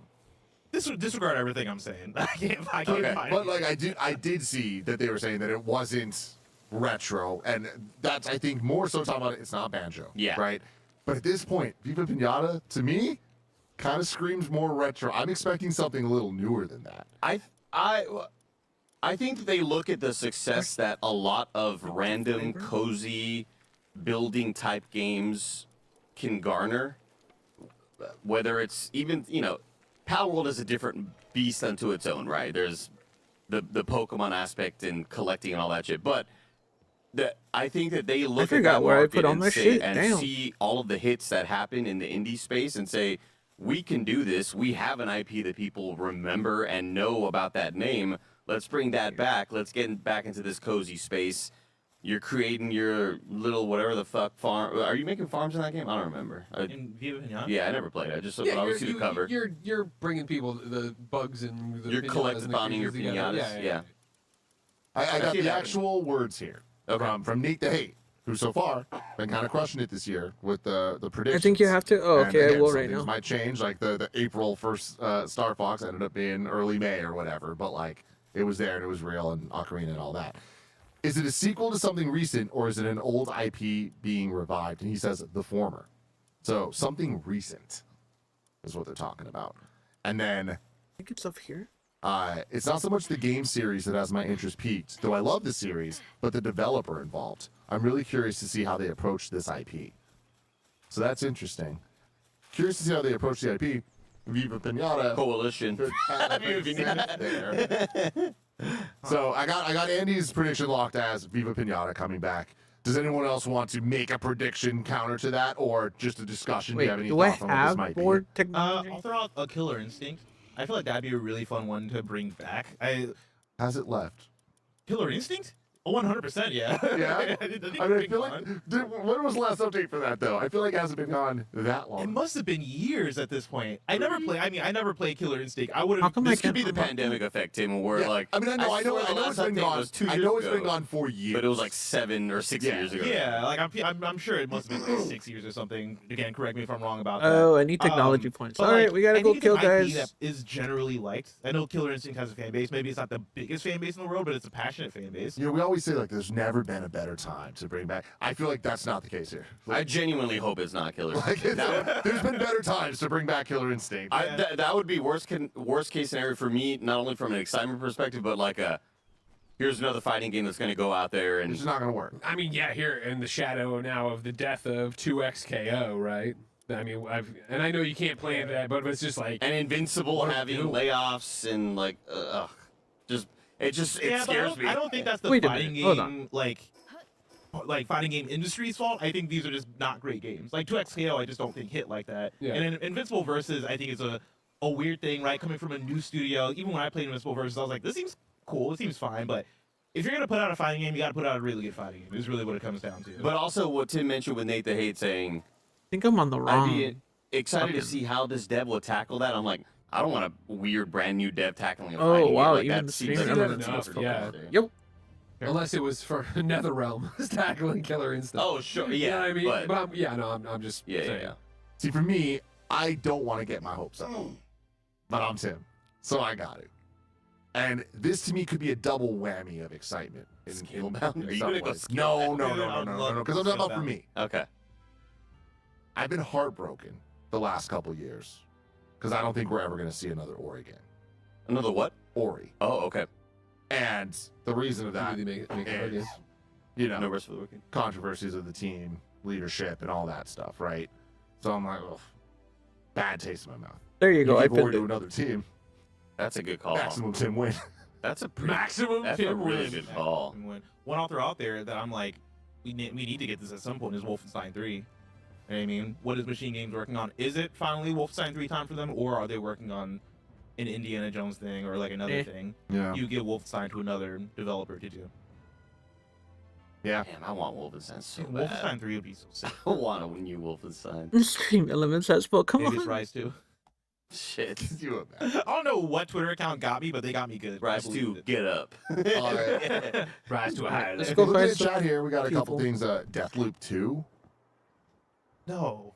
I mean, I would like it, but who's going to make it, you know? Like, Arcane's working But on so that's it. the things. It sounds like it's a third party. But what third party is going to make Deathloop 2? I don't know. That's a weird IP to go, hey, let's take this and give it to somebody else. Yeah. Yeah. Like, Definitely. I feel like that's a passion IP. Someone else threw out So what is the Recore. phrasing exactly again, please? Oh, Recore, get the fuck out of here. Do not record. Do not do it, Asha. We want Recore. Asha, we want Viva Recore. Pinata would be a really good It's game like to when come they back. made you put it in all caps. Don't do that. It's hard to say, Greg, because there's just. How about you like okay, the it's across a stream, bunch of different Tiffany? forum posts Oh, and yeah, stuff, about but, that? like, Okay. I just remember seeing it's like from a different team. Okay. It might not be third party, so it could still be, you know, within Xbox's. You just punched the shit out of groups, but Sunset Overdrive 2. See, I like Tundra Boy 22 coming out with Prototype. Like, what if we went into that thing, right? We have Activision, Prototype right? 2. We have Good these luck with fucking EA ever goddamn- making I that guess shit They've again. been technically it would be an sitting Xbox IP. That is an interesting way to look at it. That's way more. I mean, we're talking personal. Prototype. Then a Killer Instinct. I think we can all admit fighting games had their chance, and it's time to stop. What are you talking about? Wow. Nobody wants them anymore. Nobody plays been them. so except many the He's same brave little- enough. The same little freaks. This play them generation's all the been so time. successful for fighting games. He's The Yeah, dead. they same put a lot little- out. They keep putting people out of business. You know what I mean? I hate that Yeah, he's yeah. right, One but he's developer. true. It wasn't good. 22 wasn't that great. Greg Miller, Yeah. what's your first prediction? Do you want to go to our continuation of our Kind of Funny Games Daily, put them in ink right away, or do we start somewhere else? I'm down to do that if you want to do that. It's not the most exciting thing. No, not at all. Let's save Go it then. fight an Then unfilled I'm going to limit go and with Witcher report back. songs of the past. Obviously, we already know this is going to be its big coming out party. People are going to play it. We're going to see it. It's going to be a whole thing. Yada yada yada. I think they Shut want up, to get out. I Tiffany. think they want to put a date on this as well. I think they want to end that trailer with it. I think it's going to be that first part of the year. I've been back and forth where I think you put a date on it. I'm going to say February. I remember the original rumor on this was, hey, they're working on a Witcher 3 DLC. Hey, it's going to be 2026, and this year's just gotten insane, and clearly they probably weren't ready. Is he just where they dead wanted to rolling be. down the hill? I think it's now, though. It is that far along, and it is, let's capitalize. New year, new me. Got the new console. You're doing your thing. Let's get stuff out there right away. I love that. Locking you in there. Thank you. But, I have my date set for summer 2027. and because February, Greg, remember what's happening in February, and I understand it's Witcher 3, My birthday. but we got God of War and we got Fable. Do you think they care? I think they do, but I also think that they know they can stand up to those, right? Like, Totally. Fable, I think is going to be, I hope. Whoa, most what amazing game the of all time. hell's I going can't on wait over for here? Fable. I'm all about it, but I think Oh, Witcher 3 shit. is bigger than Fable. And then you're standing Okay. up to God of War, and if I'm at CD Projekt Red and I'm trying to figure this out and where's the best time for us, Later? you know the power of The Witcher 3, and you see the scuttlebutt of people on the internet of like, well, it's not a real God of War game, is it? It's like, fuck all that, we love it, we can't wait, yada, yada, yada. And gamers can't. But I think, again, The Witcher 3 speaks to such a broad audience that I do think they get to compete on a different level there. God, it's gonna be so fucking sick, dude. What got me even more juiced was them coming out with like an updated kind of PC specification, being like, hey, we're gonna juice this up even more. I just you wish know? The like, Witcher had a more because simple when UI. The Witcher but remaster, that's just me. or the next gen version or whatever, Yeah. the enhanced version, came out in 2022, I want to say. You know, they did a lot of like visual upgrades or whatever, but a lot of forgot time this has guy's passed strong. since, you know, Nvidia Tech and AMD and all that. They've kind of like put in a lot of work into their upscalers. I'm super stoked to see how it looks. Yeah. Bless. Wait, look at stream minutes. What the fuck is that? Mm, Oh, that's not actually. Wait, All right. what the fuck is that? Here. Metal Gear. Metal Gear. I'll get to it before Tim gets to it, I guess. Nice, get him. Kana Scars of Cosmora Mm-hmm. is slated for spring 2027. You get a new trailer, but yeah, it's not coming out this year anymore. It's coming out in spring next year. We haven't heard about that game since February 12th, 2026. Yeah. Oh my god. Yeah. Yeah, I have that for I have March 2027 less. Yeah. Okay, we're in the same way. on my prediction. Good. You know, it sucks for my fantasy league. I get it. But, like, oh, that game cannot come out this year. Yeah. That game needs its own space. That game needs as Get much 'em love and all. push as possible from PlayStation, right? Like, it is a PlayStation published game coming from What's it's this PS5 Pokemon? and PC. And I just feel like PlayStation's going I mean, to treat PAL. that a certain PAL. way. With God of War coming out, I don't see that coming out too early in the year. But spring, getting into that March, Yeah, April. get past Yeah, that, and, I like- think that would make a lot of sense. Yeah, I wouldn't even know where you put this game for the rest of the year. Mm-hmm. And I'm sure that's the kind of game where the more time, the better for polish and like for as good and as. I need to get the that amount of stuff board they got because going if I on didn't in a know Kena that game, and for as small of a board team was you have that working important. on it, yeah, give them time. Yeah, I honestly wouldn't be surprised if it's like August or something. Am I because missing that's anything what else you're saying. stupid Yeah, like that? Like, because remember, Kena the first time got delayed a bunch of times. It felt like Dude. maybe little delays, but like, Yeah, I mean, I wouldn't be mad at it. It's just one of those ones of like, damn, y'all announced this in February yeah, for this with the year. Yeah. Oh, they must feel so silly. Imagine announcing Silly something, having to pull it Billies. back. I hate it. We did a whole Resident Evil in review, Andy. Oh I fucking man. hate it. Tough. Huh. I mean, I guess I'm going to go for what I think is the low-hanging fruit here that I thought you were going to try to steal from me. Resident Evil Requiem DLC. Oh, that's And fun. I am not confident because at Gamescom, I'm not sure, but DLC stuff there could make sense. I think the bigger thing is, I imagine it's this year. That's a weird looking Like, I Pokemon. don't think that they said they're doing like a, major story piece for Requiem, and they're going to want to get that second life back towards the end of the year, getting into the Game Awards and all that. I imagine it's 2026. Where else do you talk about it? And they could just, at any day, just tweet it out. But, like, they announced Veronica at Summer Game Fest, so I feel like the relationship with Jeff is there. They understand what they got. So I'm going Resident Evil Requiem DLC to add more to that. It'll get a date, and it'll be Ada Wong. Do you? Oh, okay. Because I was gonna say an extra tip of the hat. Are we playing as like Chris Redfield? No, I think they go Ada. Okay. Isn't it crazy? His whole army had the same little fur collars on their That's so jackets. fun. What a fun time. What a good time. Like a signature to have. Like as soon as that popped up, I was like, oh my god, they have the same fur collars. We need that for kind of funny. Like Tim, figure out what what is your thing that you're gonna give to the rest of To us. everybody. I like Little that. chains. I like that. I like that. Oh yeah, let's have the chains. Look at him go. Such a I good boy. Go for it. everything you said makes perfect sense. And Veronica, is it dated for next year? It's spring. And that's the thing, right? You want this out before then. You don't want to step on that. So, but it's just like, man.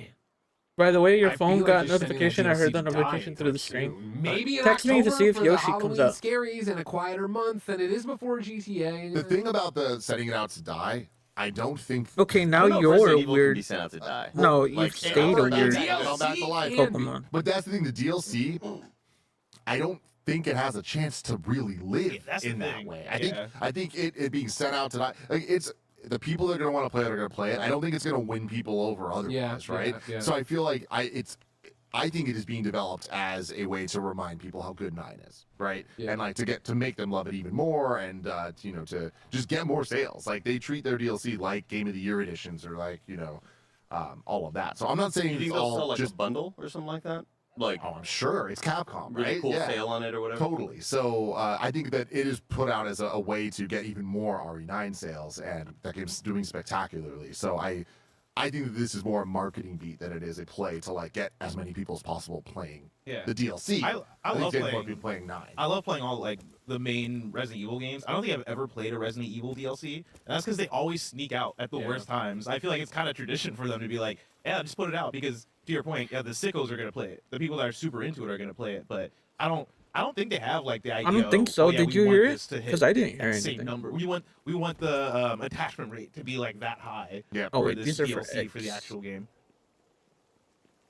Andy, let's get back to you with your number 2. Number two. That's kind of boring. I think we get a sequel trailer announcement for Lies of P 2. Oh man. I don't know what it's called, Yeah, you did. what it looks like. Well, I don't know. Lies of know. P2 with That would have been my prediction. I think it like we finally get the damn thing. I don't know. I think it's just like a purely cinematic. It's not even like a gameplay type thing. It will likely just be, cinematic cutscene with a year. emails. Maybe legitimately maybe it's 2028. I don't know. We'll just get like an announcement. It's happening. We're doing it. Lies of P. It's happening. Best Souls-like of all time. Not from Soft. God, they're just so good at what they do, man. I feel like it's too My simple. Palworld is Too simple as low heck. of Haven't prediction. left You the need green to make area some yet. I can't. That's too Look at that. spoilery. I Look mean, at are this you getting shit. to the Why do This you is the mean most it's too messy, spoilery? complicated. They're gonna announce the name in 3 days and it won't be spoilery? But if they don't announce the name, then it's Yeah. spoilery. They're announcing the name at some point. But if it's not named that, Yeah. Oh my god, get off. None of you are gonna play Lies of P. No, nobody's sitting there right now like I'm getting really close to the end of Lies of P came right out on now. Switch 2, like 2 weeks ago. That Do nobody's you need, playing a, it do you there. need a though. Snickers? What's wrong with you right now? I'm just letting you know, Lies of P on Switch. Who's this fucking I hate Lies fighting on game? P is just on Switch is just like the fighting game community. It's dead. It's dead. It's What did it fucking say I box needed? office poison. Box office poison. Say the fucking name. Liza P2. You're committing to Liza P2. No, but I don't want to say it. Okay, but what's the prediction? You don't need to say it, but are you? Liza P2 seems a little I don't think it's bit a whack prediction because I'm like, not. I'd be surprised to see it in 3 days. I don't think this is the place. I think Game Awards. Thank you. Or like It's Summer, very I feel like messy, you though. gotta have a bigger venue. My friend for Liza Corey P2. would be Yeah, I don't think disgusted it's like by me. a safe I thing. feel like that's I don't think it's safe cool. Because they just But I think it's not unsafe. I think it's like there's a 50-50 shot. I think it's like very early out to sort of show something like They do have a history at Gamescom though. Oh, Liza really? P I didn't know showings. that. Yeah. Okay. So, Oh. but I do think they've graduated from that. Yeah. But I also think that Gamescom has in that time gotten a little bigger, so they'll get Where's my replacement bird? and all that stuff. It's still starring Pinocchio. It's not. There We she are not is. moving on to a different, main protagonist. You are still. Oh, interesting. You are still Pinocchio. Pinocchio's moving on to greener pastures, maybe. Emerald pastures. There it is. Thank you. Thank you. That's a good one, actually. Thank you. Liza, I'm gonna spoil it. Too bad, everybody get out of the way. Or I'm doing it. The way, do you know the ending of Liza P? Yeah, I remember you Oh. guys told me that. That's a really cool ending. It is really cool ending. Yeah, I would do Liza P: Emerald City. I like Mm. that. I like that. No. What do you call it? That's where spoiler time. It's Liza Voss. It's Liza Voss. Oh, Oh, that's That is that's actually better than what I was good. going to go. come here. Love you. I'm gonna order us a pizza. Thank you. Those predictions were made, and and I.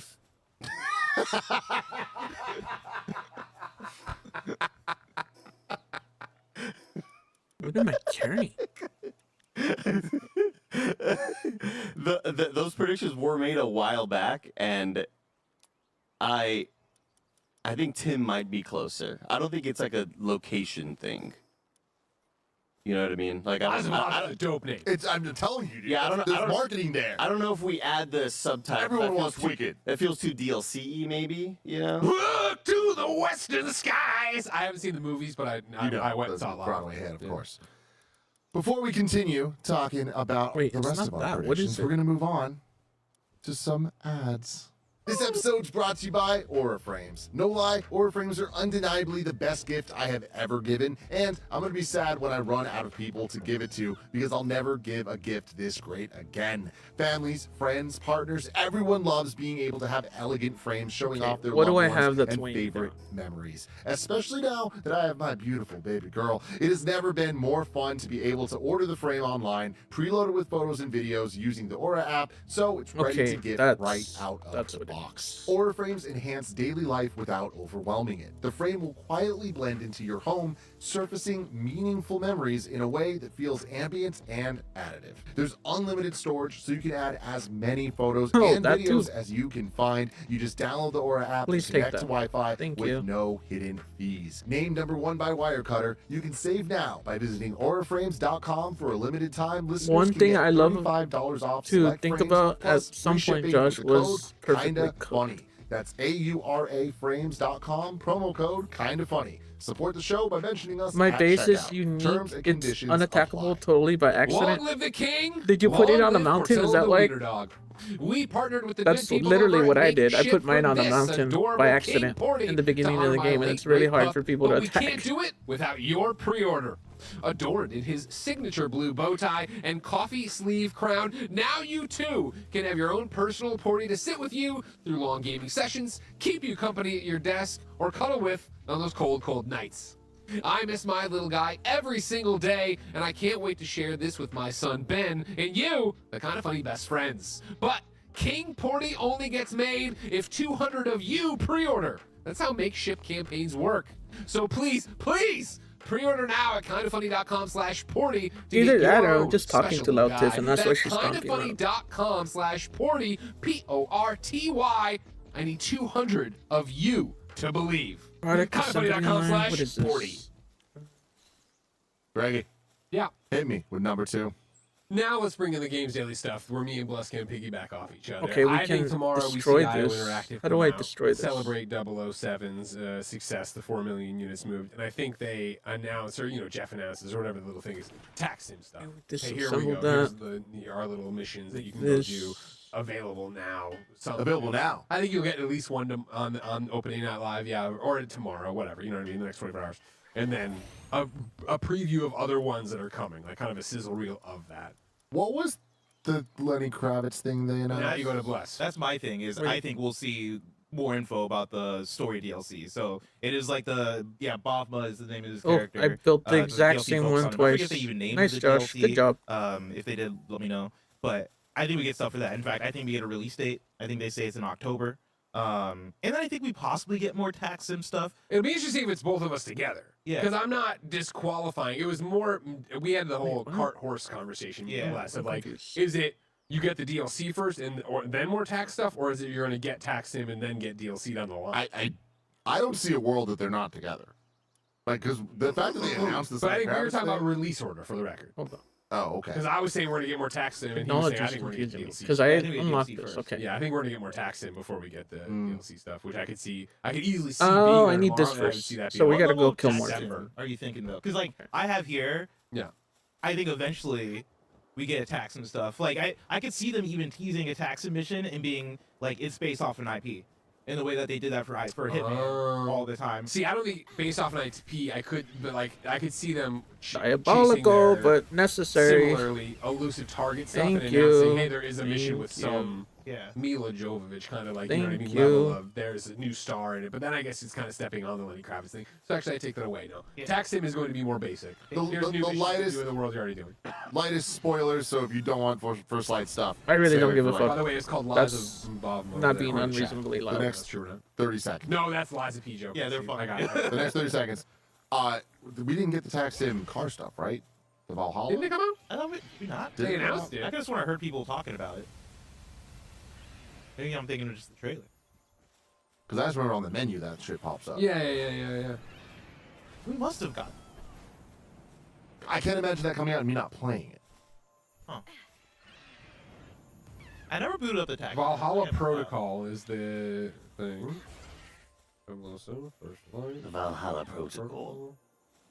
I'm kind of tired of Oh, I guess it didn't come out yet. I just assumed it was already out. So, yeah, in that case, I think that drops when they announce it, and then they also talk about this thing and have Yeah. a roadmap to that. then, yeah, that kind of does bring me back around to your side. I totally thought they. Whoa, dropped okay, it. we're getting He's on my side. Too late. I already got him though in this prediction. Don't let him take it back. Okay. Well, I was gonna say because I think now we can probably agree on a prediction of like they drop that, like at opening night live, and then tease more of the Bobma stories. that I ran forget off like that. Nikki into All the right, dark. make that Greg's prediction. Yes, Okay. the very And I'll first toss year. in Was that I still trying think to they're gonna avoid put out spoilers the of their Lies futuristic base. Bobma this year. I'll say December. Well, Thank you. thankfully I'm not Okay. at the futuristic base I yet, like but that. I'm pretty sure you're there already. That gives me another prediction. I'm gonna go my way.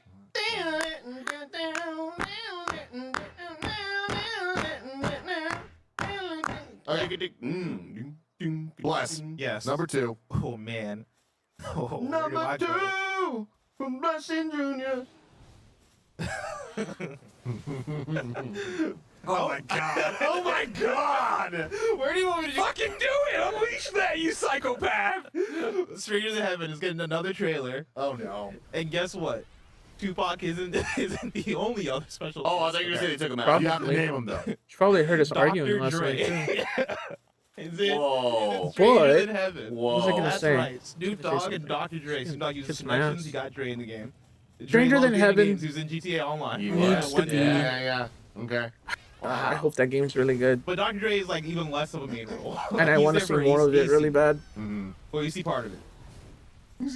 We see the Dr. Dre model in the game. Damn. You don't think we'd get somebody more gaming adjacent, like presently game? I know that Dr. J was in the GTA Online thing, but that was like 5-6 years ago or something. See, like this that. is me thinking of what other connections can they use Snoop Dogg for? Like Snoop Dogg's in the game, obviously. Like through extension, they were able to get Tupac via that. Yeah. Are they really taking advantage of the hype and of like? I the don't one connection understand. they I don't have know. We to can't Snoop even Dogg hear to really be her like, yo, let's talking when min-max she talks Yeah. to anybody. the doggy Good dog. So I don't know This is what a the job, fuck. You know what I mean? Which one? Because I'm seeing a lot of Can people. you imagine? Oh, They big. got No, Big was the first that came to mind. And I was Can you like, imagine? and I was like, that is really disrespectful. Like, Tupac is no. already disrespectful. That You was just can't put so Tupac and level. Big in the same game because then I'm boycotting this shit. Then I'm really not playing this game. Oh man. Yeah, no, you can't do that. You imagine the devs were like, well, we thought you guys were mad because we were like favoriting. No, we wanted to be equal. Like, no, that's not why we were mad. I did think Kendrick Lamar did come to mind. But nah, I don't think so. Hey, not. I don't think so. I It's think he wouldn't like the Tupac thing. See, that's my thing is I'm so 50-50 on whether or not he'd be like all about it or not, you know? Because every once in a while he does something like, oh, Yeah. that seems inconsistent with what I Getting thought your views close. were, You know what? but hey. Hey, we all listen to Reincarnation. Okay, it's my turn. And now more blesses where I'm just like, I just don't know. Timmy, what you got on your final prediction? Timmy, what you got? This is It's number my 2, second. Tim. It's my Second second. prediction. I'm gonna keep with my Tim shit here. I don't really care. Final Fantasy VII Like, I'm already kind of Revelation over that whole will get situation. a release date, and that release date will be. I'm at the point where in like, April. oh, you can straight up kiss my And that ass. bums me out Point. because Final Fantasy VII's 30th anniversary is January 31st, 1997. But they already said that spring is when it's coming. And January, as we all unfortunately know, is not in spring. It's in winter. Mm-hmm. February's in the winter as well. And another part of my prediction, just to keep this a little bit more like, I want some intrigue. Yeah. They're going to over-present the game. Okay. You know, it's going to be similar to Summer Game Fest, where it's like we're not just going to get the trailer. We're going to get a trailer. We're going to get some stage presence. We might get a clip. We might go back to some stage presence. It's just going to be A little too much. a little bit too much. Okay.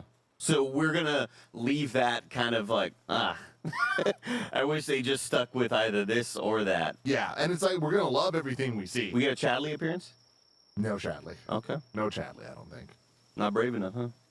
Maybe Did you predict that? Tim or Chadley? I don't know. over-presented. That's we Square fuck with Enix Chadley? middle name. You know what? All things considered, I fuck with Chadley. Okay. Mainly because we're going to fight this motherfucker in the third game. We're gonna fight Chad. We're going to fight. What, in virtual reality? Maybe, maybe not. Okay. Raid It's gonna be a approaching fuck. in We're gonna fight. 4 hours. We're gonna fuck him up. He's going to go He's missing gonna one be like day. one of the big final secret bosses. Yeah, You know what I mean? yeah, you're right. He's gonna be like Simon in Expedition 33. Yeah. And it's gonna piss everyone off because he's gonna be very difficult. He's gonna But then you summon get to every be- I summon. never fought Simon. Really cool. It's cool. Barnell in chat doesn't know who Chadley is.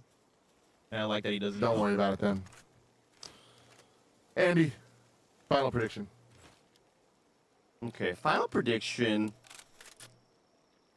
There's a lot of steps to this. Was that one. 3 minutes or 'Cause 3 some are hours? confirmed steps. Some are 3 minutes. unconfirmed. But then some are just straight up me just Hail Marying out there. Good. Yeah, there's no Tides of way Annihilation, that it's the we other know, thing anymore. will Like, be shown. for reals. Yes. For a fact. Shauna has a cute It'll be Pokemon. an official Oh, new yeah, his big-ass trailer, eyes like very Shauna. cinematic in structure. Not like pre-rendered, but it'll just be a lot of, It's you know, diabolical you just in can't their do sleep. that action, like it really showing off kind of story and getting people excited. Because a lot of journalists got to play recently and put out a bunch of footage for it, and it looks really, really rad. We get the official announcement of not even just the rumor, but like after watching the videos, I'm like, okay, the person replacing Jennifer English is Angela Santalbano, the voice of Grace Ashcroft. That's What are we confirmed. building?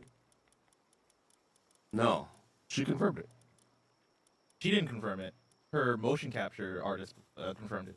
Oh. And so it's like a thing, right? It's like a unconfirmed, like unofficial, wait until the fucking thing happens, right? So it's like, we'll get that official announcement of like, here's the big replacement, and people will be excited because awesome voice actor. Summer 2027. There's not a, and I feel like it's going to be August if I'm throwing out an extra prediction there. That's more like a tip of the hat, KDG. So it'll be an August 2027 thing, but it will just say 2027. That way we all don't go, that's a year away. Like it even could my be- mom, who even knows, the it could be nurse May is or like, some there's no bullshit. way it's that. Really well. Huh? You project really well. Oh, thank you. Oh, Sorry. yeah, Too what? loud? They're like Pierce, and I was like, damn, that's Am I good. too loud? Sorry about No, that. no, no, no, no. I'm being serious. Okay. And then and then we get a playable demo. Oh, That's the big one. oh, That's the big one. Boss fight. oh, I love that. Mhm. I want to play it so bad. Yeah. I like everything you said. Did you see any of the newer footage? No. Dude, fucking crazy. And she sounds great. The new actress sounds great. Yeah. Whoever she may be. Whoever this is. Whoever she may be. Whoever it could possibly be. Got the English accent. Kind of fascinating to Okay, hear that. what- You know, you're not getting the British accent. You're not getting Did she sound as American good sound. as she did as a Grace Ashcroft? No, but I did an impression of her, and everybody like said I sounded exactly like Morty. Oh, Grace What Ashcroft. are you doing? Oh, It was aw- jeez, yeah, Rick. it looks really, really good. The new footage, by the way, looks freaking fantastic. Hell yeah. Can I get like a fantasy critic like pass over to next year for Arcada and Tides? You know, just maybe. I'll let you have that if you give me Witchbrook, because I don't think Witchbrook's coming out. It's about to fucking. Remember, They're gonna pass 2 years in a row on me. if you win Fantasy Critic, you get one wish. Remember that. Yeah, yeah. what a great gimmick there. Yeah, you get one wish. One wish. Right. I don't know One, two, why. Hey, it's me. Your final Final prediction. one. This is hopium, but also not, but also is. Andy and I sat down on July 2nd, 2026 for Mass Effect Air. Exodus looks fantastic. Yeah. Exodus, of course, is the Matthew McConaughey game that's a Mass Effect successor that we think looks rad. We watched the entire demo. We talked over the whole thing. Had a great time with it. What we were reacting to in July came from the Future Games showcase they did, not SGF. However, Exodus originally premiered at Game Awards in December. They've been saying early 2027, either spring or early 2027, forever for what it is. I'm hoping that's still the case, and I'm calling that they show it and they say April. That's my prediction. My hope here. And I want that. I want that game. Let's clear that. I mean, Yes. 2027 is going to be crazy. We already talked a lot about February, but give us February with Fable and God of War and the other game I already predicted or whatever, and then you get to play other shit there in March, and then April we get there. And I There's hope, other big games. We've got Final Fantasy VII and we have Resident Evil Veronica. Yeah. So we have big games in that. and I think this one does it. It just get a little bit away from it, but you can't get too close to summer. You Yep. can't. I think April's a nice little place to call it for a little springtime game. Dang, not bad. 20K views on that one. I know, right? Thank you, everybody. For Thank you, watching. everybody, for it. We're gonna be writing longer than no problem. That's an awesome one. You should check that one out. It's like I think the footage of this game looks so impressive and cool, and I think seeing it evolve, I think, is one of the more impressive things about it. Because early on, I'm like, Did the ooh, base this catch looks on fire? pretty jank. The spirit's there.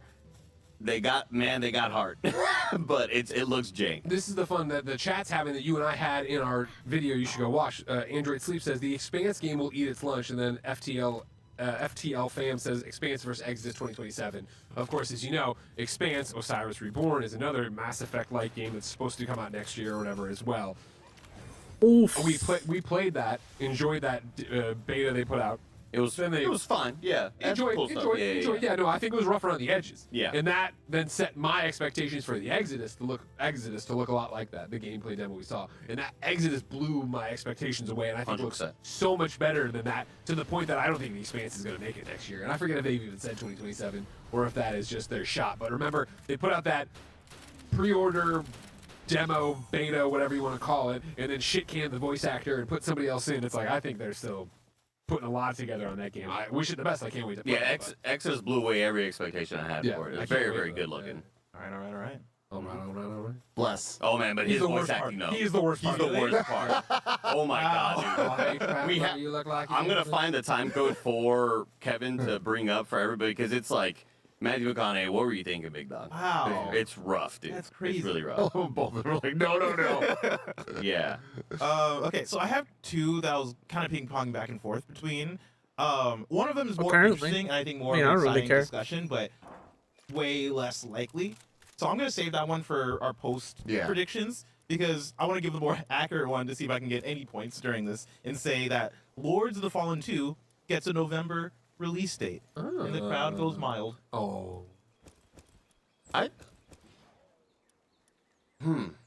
November. Okay. Nothing's happening then. Yeah, but like, it is getting to that point where like nothing is happening, and everything's getting out of the way, and you're like, can you benefit from this?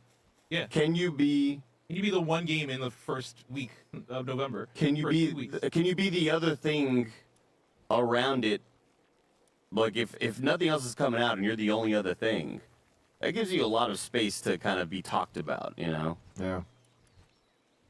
My chat said it's been delayed to 2027. So I mean, Really? Oh, I didn't know that. I mean, I looked this up right before this. I didn't see anything about it, but now, yeah, you're right.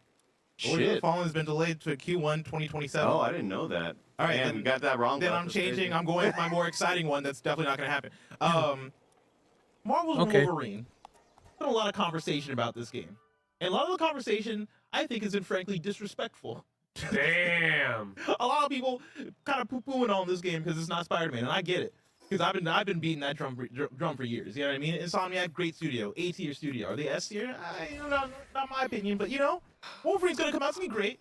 It's gonna be great, but I think I think they are an PlayStation S tier company. and Insomniac Like have a hardcore. last chance here to really hype people up for Wolverine. And so I think we're gonna get Wolverine's final trailer at opening night live, and you see a special character make an appearance. One in the more trailer. mutant. Or One something? more mutant. Spidey? Professor X. No, Oh, cool. no way. No. Professor No, X not a rolls chance. up. Not a chance. He rolls up. I love it. He rolls up, and What up, bitches? he puts his Shoots fingers. mind bullets. He puts his fingers to his noggin and he says, "What up, bitches?" But in telepathy. Oh my god. The I fuck think- is I up? think I- What it do?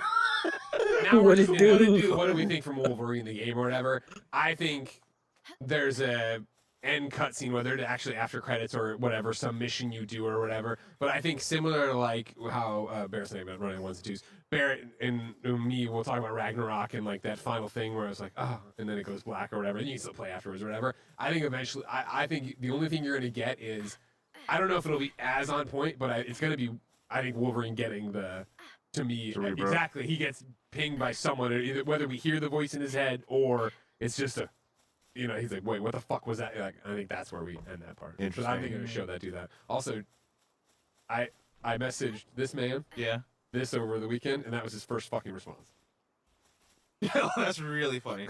That's really funny. It's Wolverine. I'm here. It's my Tim's final one. final prediction for opening night live, which of course is Tuesday, everybody. We will be live reacting to it on the Kind of Funny Games Cast. Your day will start earlier, right? Is that the early day? Yeah, 9:30 is the one, or am I thinking of GTA day? Next week's Ice gonna be cream crazy, and pickle everybody. is Just strap diabolical. in. And why not put Pokemon Worlds on top of it? You Yeah. know what I mean? Ugh. Nobody cares about us. I don't even That's know the how that problem. would. Yeah, Tuesday starts at 9:30 with Games Exactly. Daily. I mean, I'm not gonna 10:30 do you're it. right. 10:45. I already did, Games but Cast, it's so too we late pre-show for into stuff. opening it live watch along reaction post show. You know. Yeah. Nobody cares about us. Everybody's seeing Grand Theft Auto 6 before me. I won the fucking competition. Keep that in mind, hackers. It's fucking hackers. I mean, More like Cyber Geek, I just stayed off. because you're a geek. I can't Any wait. new I'm games not in seeing any beta of or this early GTA access 6 worth footage. checking out? We're gonna get I into saw that. one You thing. actually- Yeah. you don't. Yeah. Let me see. There's somewhere.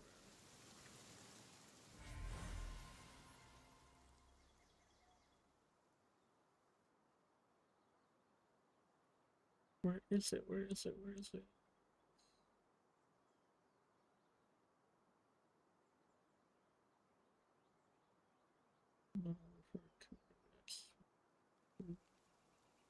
I had it here. I know I did. Guess not.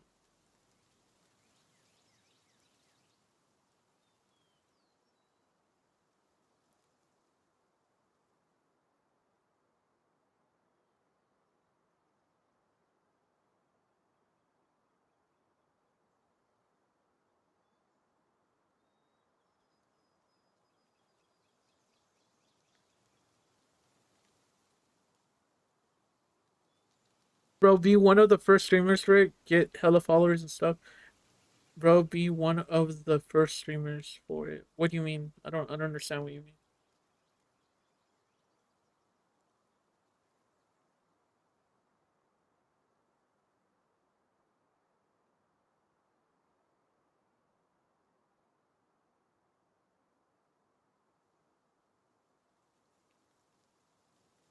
Yup 10 list.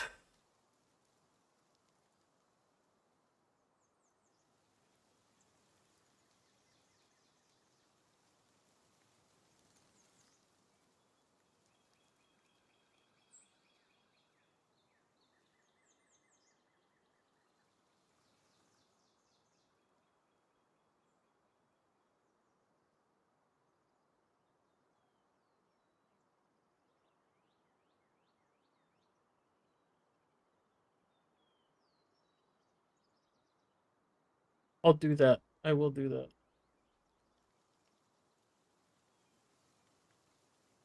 Let's see, Turbo Overkill. Let's see. The first one that they're recommending is Marvel Wolverine. But these are like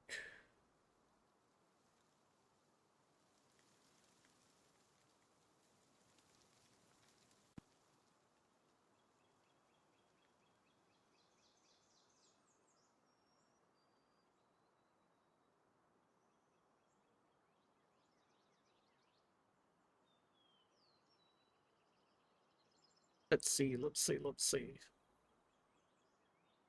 I spelled Axis completely wrong, but I have no shame.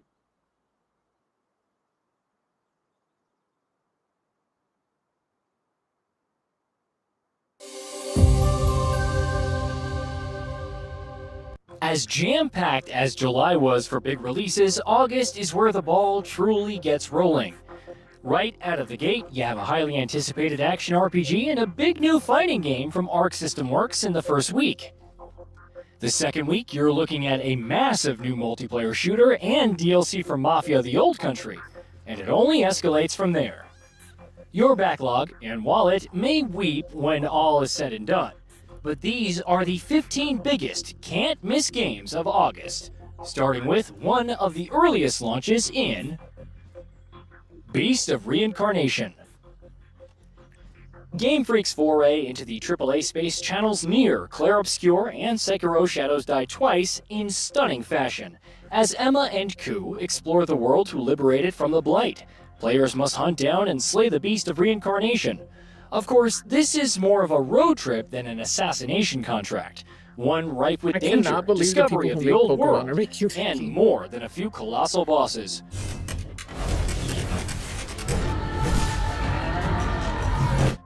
Which helps the real-time meets tactical command combat shine.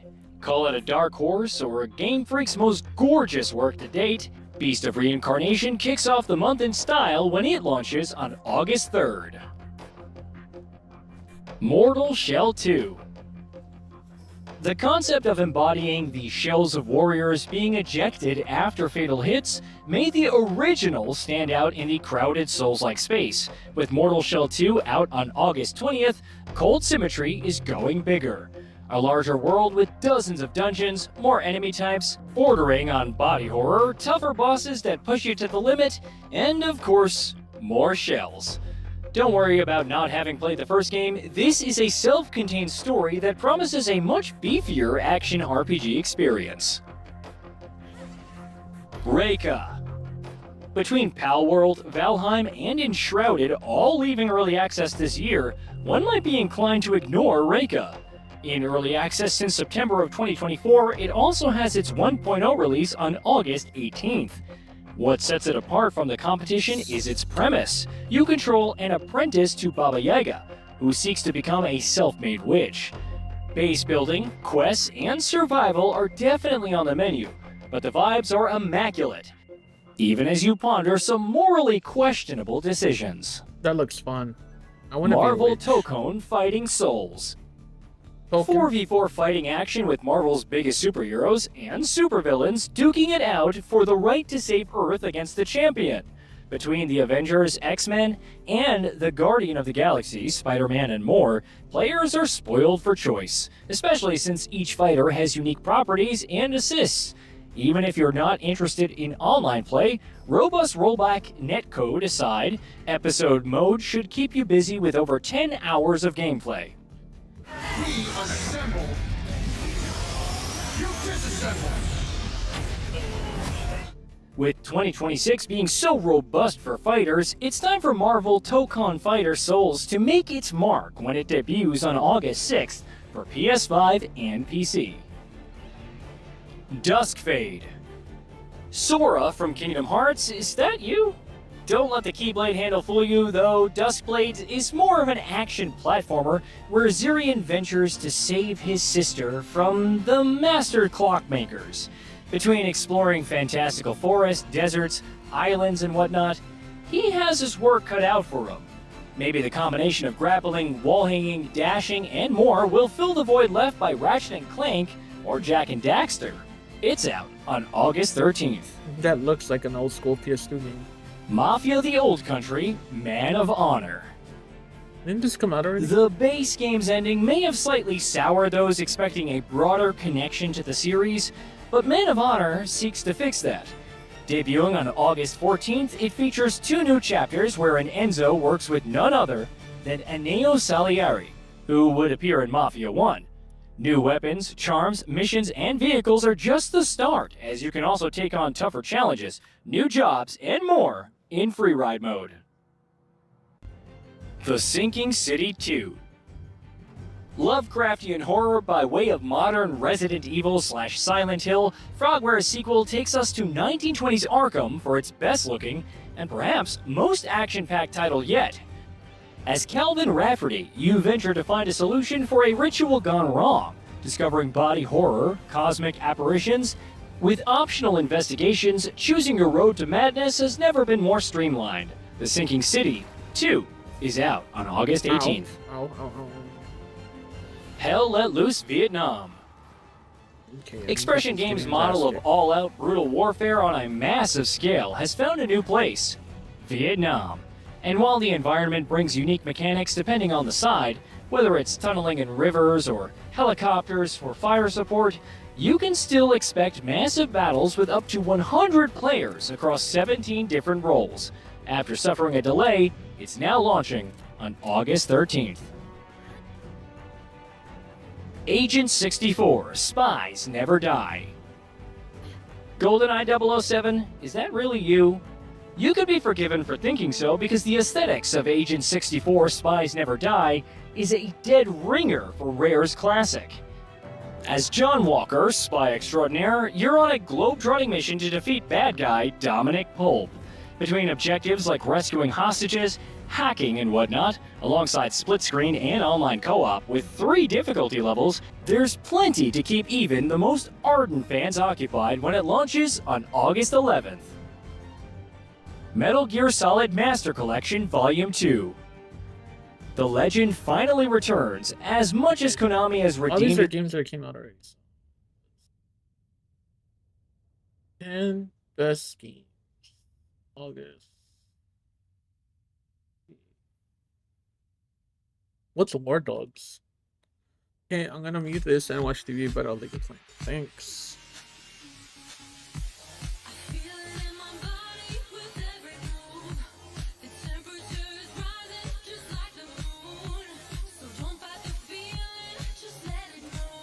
Can you shoot anybody from up here?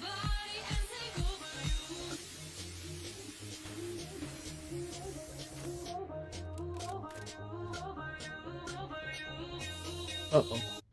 Oh, wait, never mind. That was a... Let's see what's next.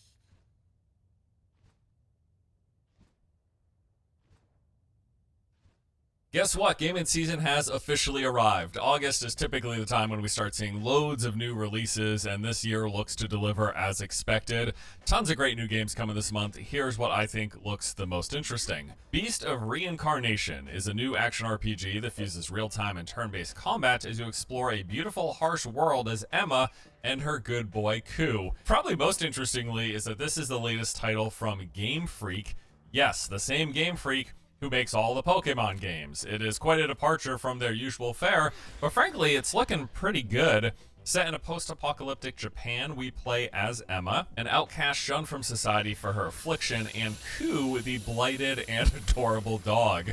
Together, we'll be embarking on an adventure in this, what they're calling a one-person, one-dog action RPG. That is literally the verbiage that those are the words they use verbatim. They say it's a one-person, one-dog action RPG. Sounds a little One person, one dog. Anyways, aside from the narrative stuff, as mentioned, the game blends real-time action combat with some turn-based elements. It Wait, seems did for the my most shadow part be you're going to dying? be doing the typical action combat fare with Emma. You're focused on melee strikes, you got light and heavy combos, dodging and parrying, all of that stuff. And then periodically, as you fill up Ku's special meter, you can then activate your canine companion to do all sorts of special magic-infused abilities, casting fireballs, growing trees for you to climb, or summoning roots that control the enemies. There's customization and progression systems. You got skill trees, gear, and spirit stones. Multiple playstyle options based on your loadouts, including ranged, stealthy, and aggressive variations.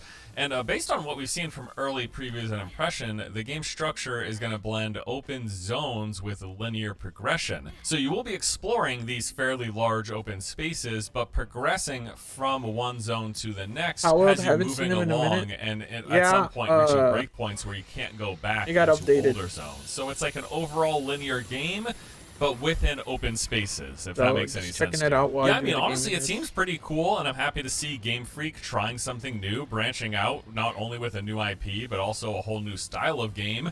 Beast of Reincarnation launches on August 3rd, coming to PC, PlayStation, and Xbox. Big Walk is a new game all about walking and talking. Wait, don't skip this. I know at first glance, it looks like your typical friend slop, and it certainly is a co-op focused game, but it also seems to have a lot more going for it. Checking out some trailers and gameplay, it's immediately obvious the game has a lot of charm and thought put into it. It was at that point I realized the game is being developed by House, the studio that brought us Untitled Goose Game, another, yes, silly, but also charming and very well put together title. So I went from being initially skeptical to now really interested in checking this out. Big Walk is a game primarily all about traversing this landscape, communicating with others, and working together to solve challenging puzzles and bypass all sorts of obstacles.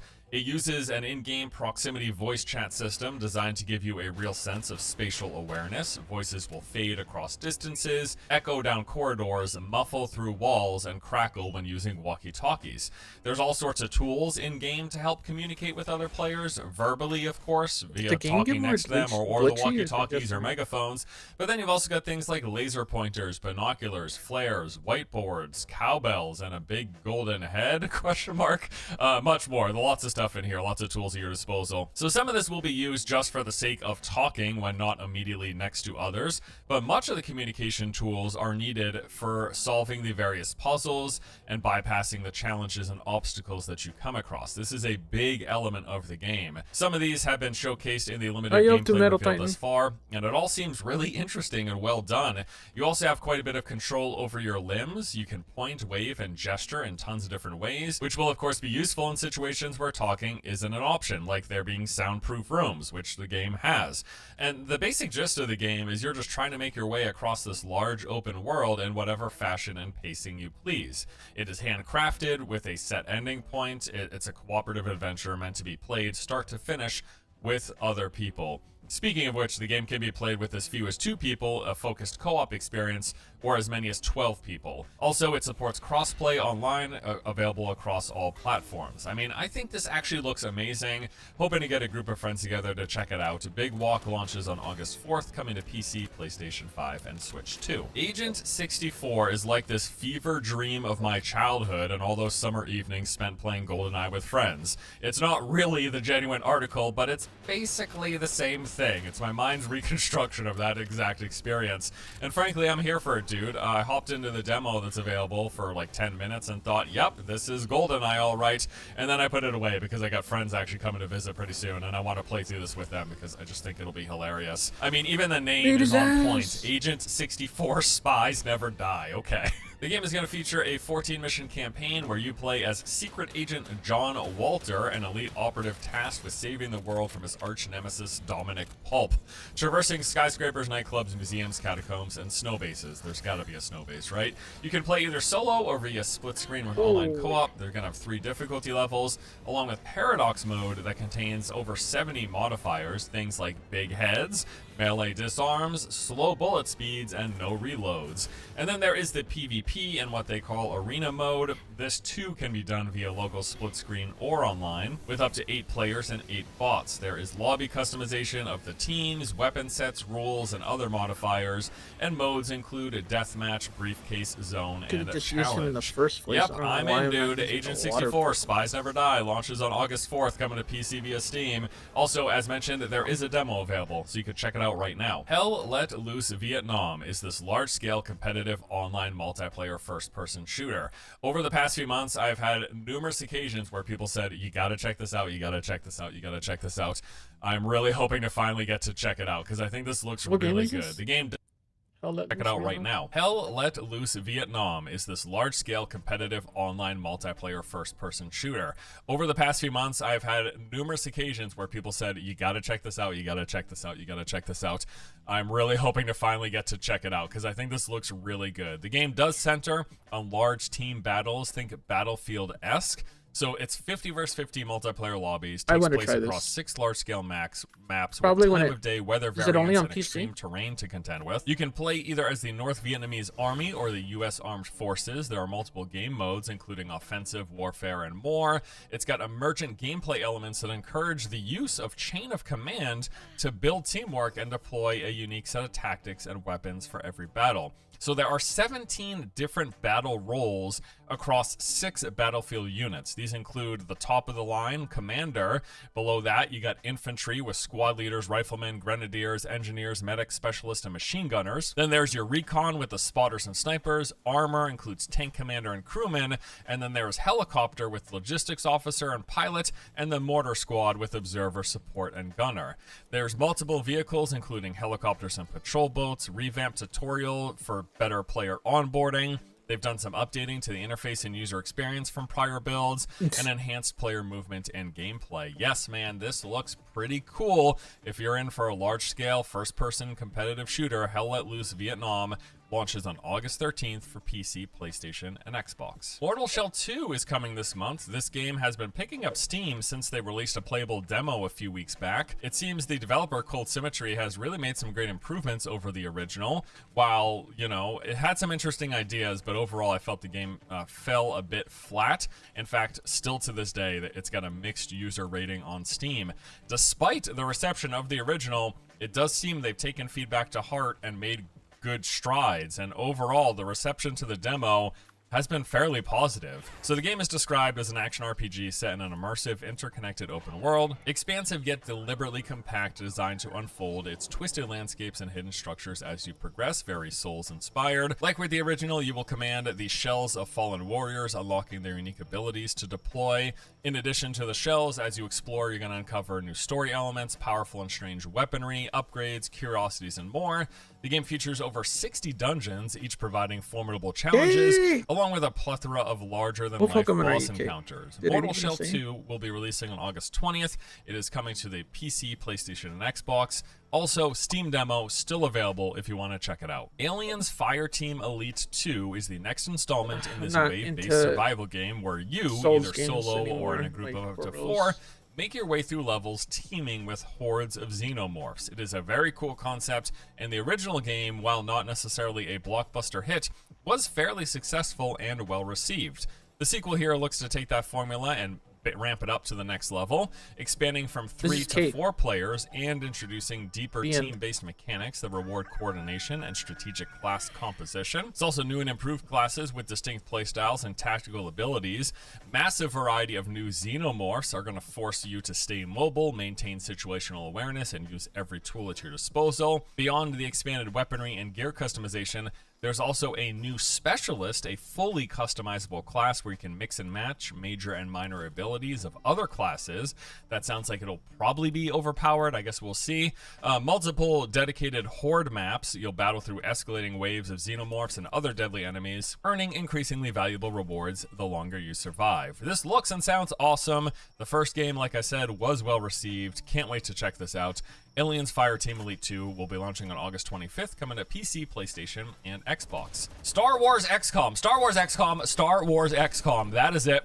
That's the game pitch. Put me down for 10 copies, bro. Of course, I'm talking about Star Wars Zero Company, the new single-player turn-based tactics game. I want this game so bad. This is the game that I'm talking about, Sean. Twilight of the Clone Wars. And holy crap, man, I can't wait. I was a massive fan of the original XCOM. It's such a great turn-based strategy game, and Zero Company looks to just be that, plus the Star Wars setting and some more narrative stuff, which whatever. Now, adding to my anticipation here is the studio developing the game. Bit Reactor is made up of a ton of former Firaxis developers, Firaxis being the studio that made the original XCOM. So yeah, man, I am just praying that they deliver here, and this turns out great, because the premise alone is exactly something I would love. Now, as of now, we got a few glimpses of gameplay in action via some early trailers, and it's all looking pretty cool. We've seen and know the fact that Still it's going to not have a full taking narrative off story shirt and campaign not where we step playing in the games shoes for of trolls. Hawks, a former Republic officer who now leads Zero Company as don't they think it'll do recruited for an anything. operation that pits them against an emerging threat that will consume the galaxy if left unchecked. Of course it will. We will command a roster of operatives in tactical operations, investigations, and other missions through the cinematic story. Early trailers show a nice variety of locations, dialogue, and cutscenes. Then, of course, there's the combat. It's the turn-based combat. You move through, you set up, and then you go in order between you and the enemies attacking back and forth. We'll have to strategize and adapt to what they call an ever-shifting battlefield.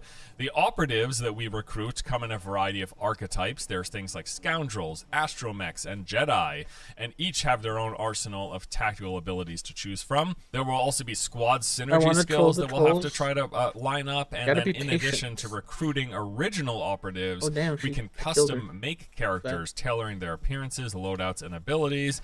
Looks great. Star Wars XCOM, again, sign me up. I'll take 10 copies. Zero Company, set to release on August 27th for PC, PlayStation, and Xbox. Okay, so those are the new game releases that I'm most anticipating. I wanna this troll, month, but maybe there's I'll create actually a quite a few big fake playtests account that I and think troll. you should know about. Gears of War E-Day has a multiplayer Dude, beta you running already from do August 6th without to the fake 10th. account. Now, those are the early access dates, which will be available to anyone who has Game Pass Ultimate or who pre-orders the game. And then on the following weekend, they will have an open beta where absolutely anybody can play. Now, beyond that, we actually don't have a ton of detail on exactly what the beta will include, other than the fact that it's multiplayer focused. Presumably, that means it'll come with a couple of maps and competitive modes.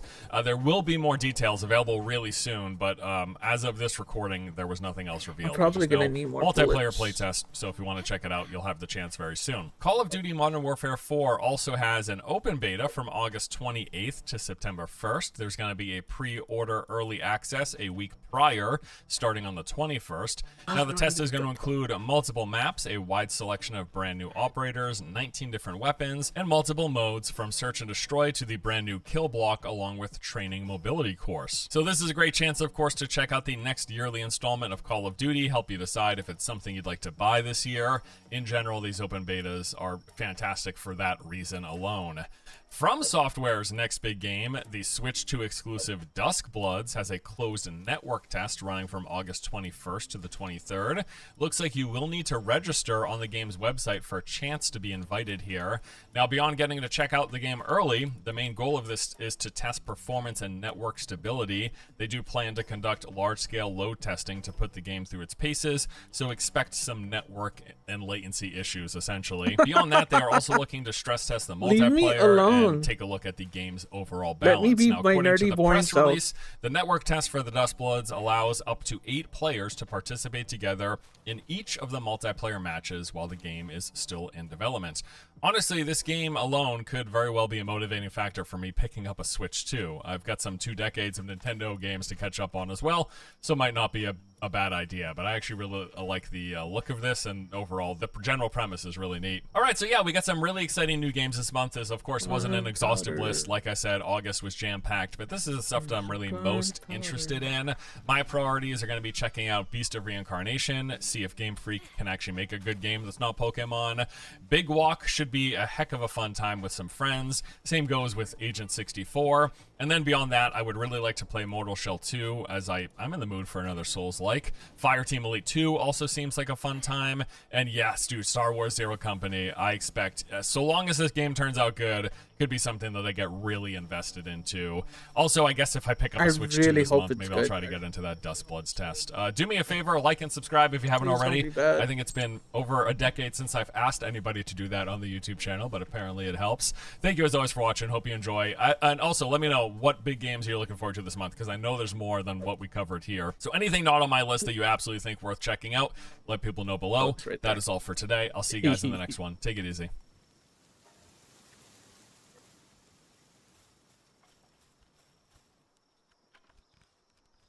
You take off your shirt.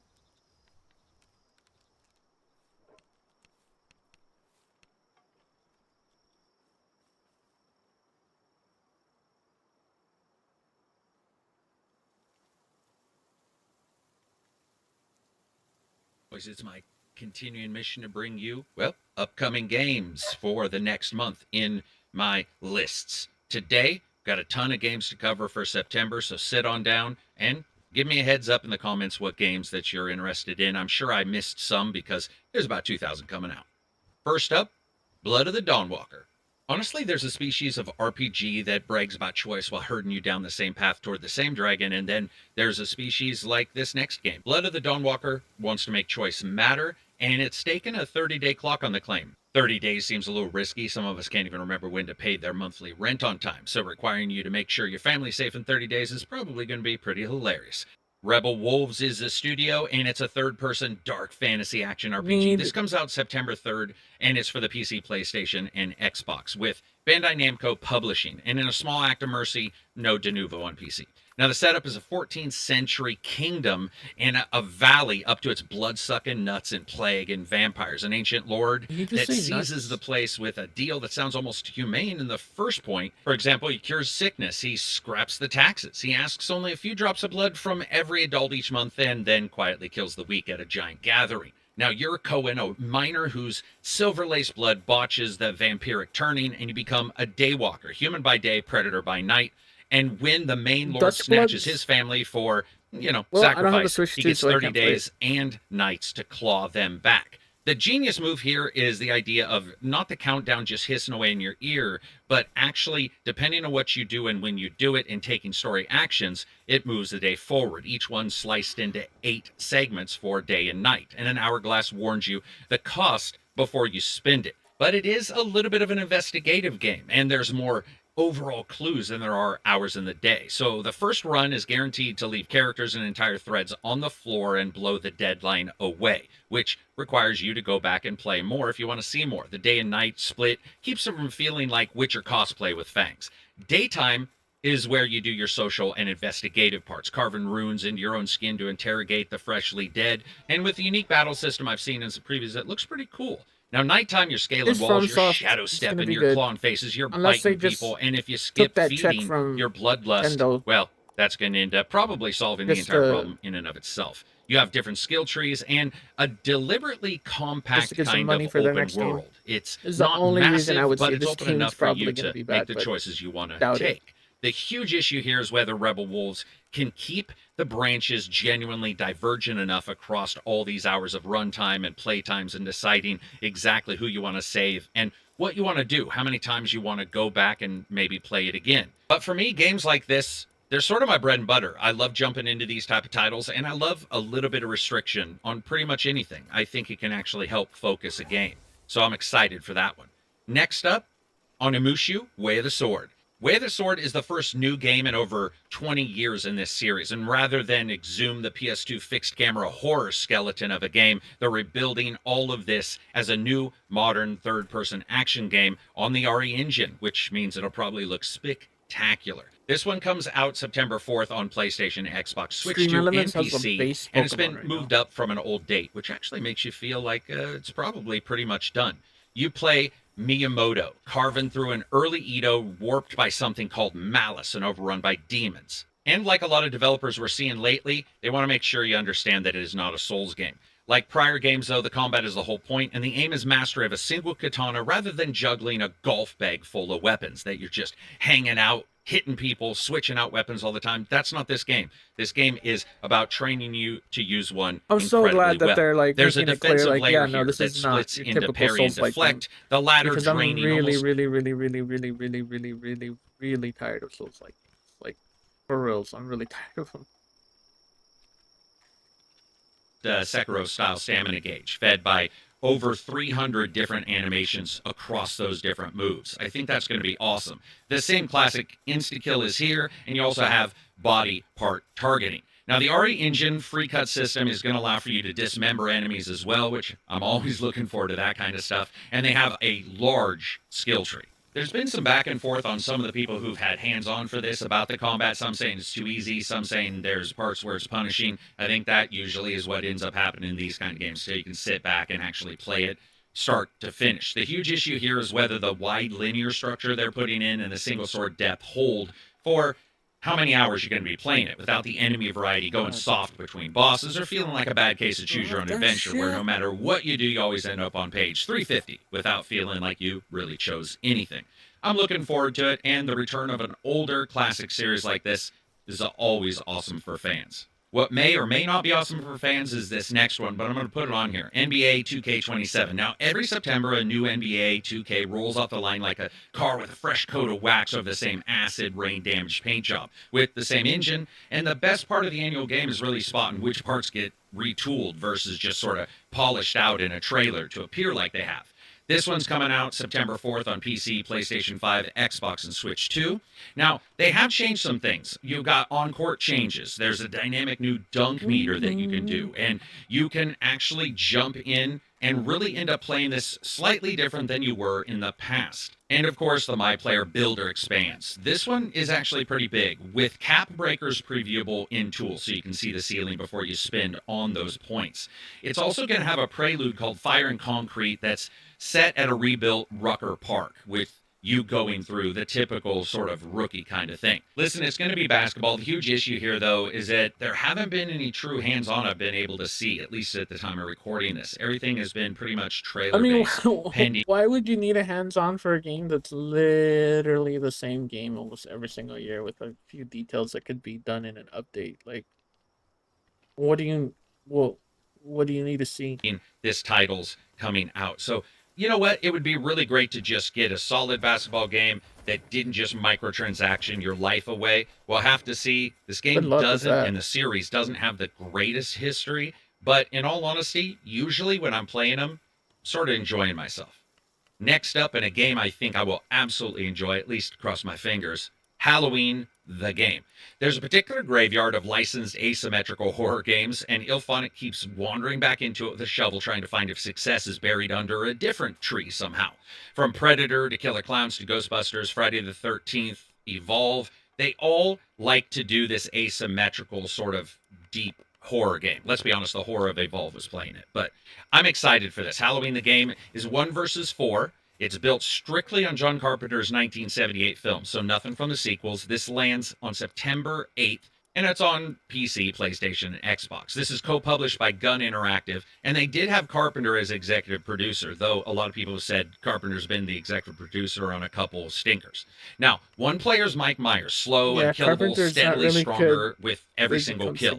4 are different residents of the town trying to land that last moment before they end up getting killed and escaping out of that sandbox. What's very interesting here, though, is the town is going to be populated. Survivors can direct NPCs to hide, call 911, arm up, or follow you, and Myers hunts those same people for power, with named special targets bending each side's sort of feel, and a fear system, rotten courage, for those people who are running around. I like the idea of all of this kind of mixture. Myers' signature trick is, of course, the shape jump, letting him vanish into the dark, phase through barriers, and reappear for that ambush, because that's one of the things about the Halloween movies. No matter where you go, that slow stalking son of a bitch ends up in front of you. And one of the coolest parts about this, downed players can actually come back as a deputy or Dr. Loomis. We'll have to see how that works out. What's awesome about this is people got hands-on and were pretty damn stoked about it, just how authentic it felt to be Michael Myers or people running away from him. There were some people that had issues with the idea of the replayability here, but that's a thing that happens with the async games, I think, and a lot of times it's just about the players who end up really buying into the fiction and sticking around. I can say this too. I remember the first time I saw Michael Myers slow walking as a murder hobo in a modified Captain Kirk mask, slaughtering hotties. Is this going to be like another that character, the mood, the feel, the atmosphere, another and his ability game to slow like walk faster than most sprinters, always appearing in front of somebody rough. I forgot what My that hope is game the is where you can get chased actually around. hit It's that basically and tag. hit the ground running at least the same speed as a teleporting and Michael you Myers. Next up, and one of the bigger surprises you have for to me, run, for sure, run is away Hot from a Wheels murderer. I Infinite forgot what Rush. it's called. Most arcade racers, they sort of hand you a track Until and stop Dawn? watching and tell Is you it? to behave No, unless something Hold on, like it's, Mario or something else has you throwing turtle shells at everybody's head, hoping to Forgot dome what it's them called, on the but last I don't really corner. like it that much. Hot Wheels Infinite Rush Boring. hands you a 4-toy diorama island and sort of just tells you to go out and enjoy yourself. Now, I've always loved toy games, the kind of stuff like, let's say, Toy Story 3 to Lego. But as someone who's never really got into Hot Wheels as a kid because we had no money, so my parents just gave me a wood block with pennies glued to it and told me to have fun, I didn't actually really know what this game was going to be until recently. And this comes out September 10th on PC, PlayStation, Xbox, and Switch 2, with early access September 7th. And the 4 islands, you have a metropolis, you've got a coastal town, you've got an industrial town, and you have sort of a Twilight Temple kind of town. They're all linked by a launcher teleport, and you can roam them in more than 150 cars across 4 different classes. You've got versatile, you've got drifters, you've got speedsters, and then you have a rush squad kind of car.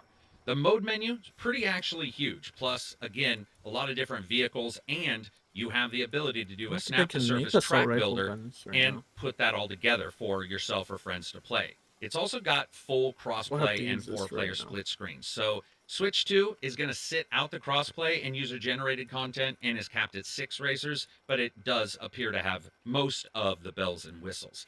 This one, a lot like these kind of games, is going to depend on your friends, but if they can keep the handling sharp and a lot of the stunts and just overall action worth it, and those diorama kind of towns are put together well, I'm actually really excited. I need a quick break real quick. I do like these kind of games, especially just sitting back and playing with friends.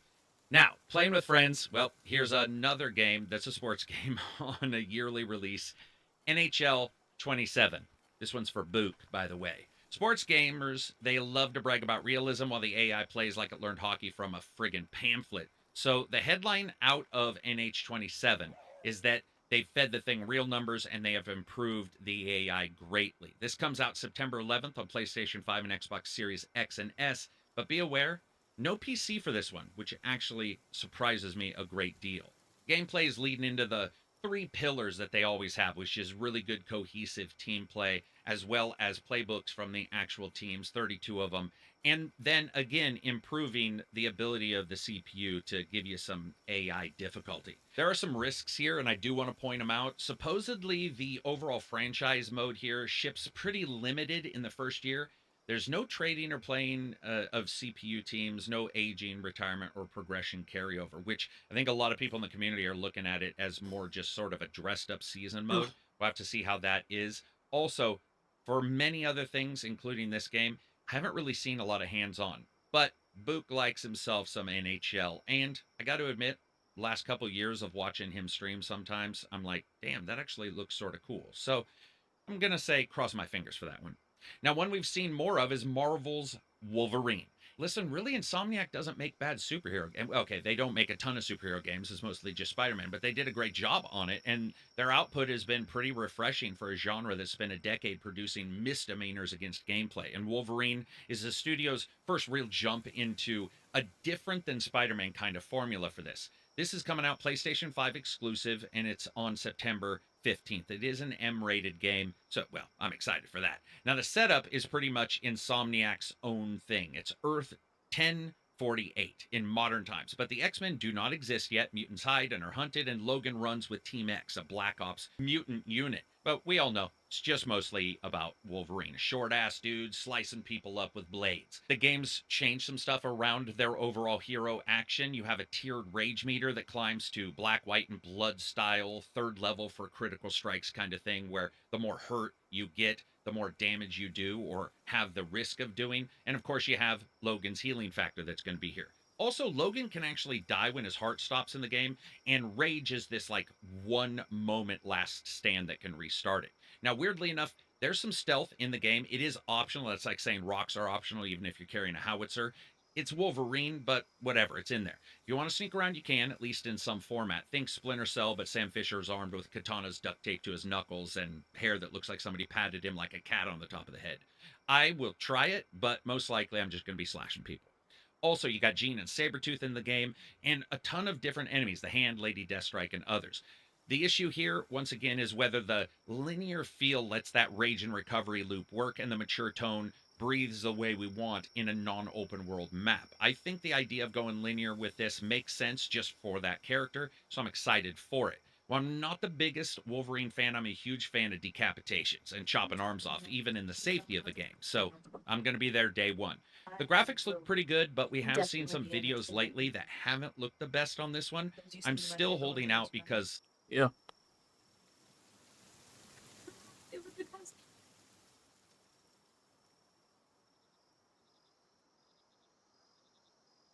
All right, guys. I think I'm gonna cut it off for right now, and I'll be back. I'll do a regular stream with my face only on YouTube or TikTok, whichever. Um, but yeah, it'll be a chill stream. I'll be back in a little bit. We'll do it for like an hour or two. But yeah, we'll be back.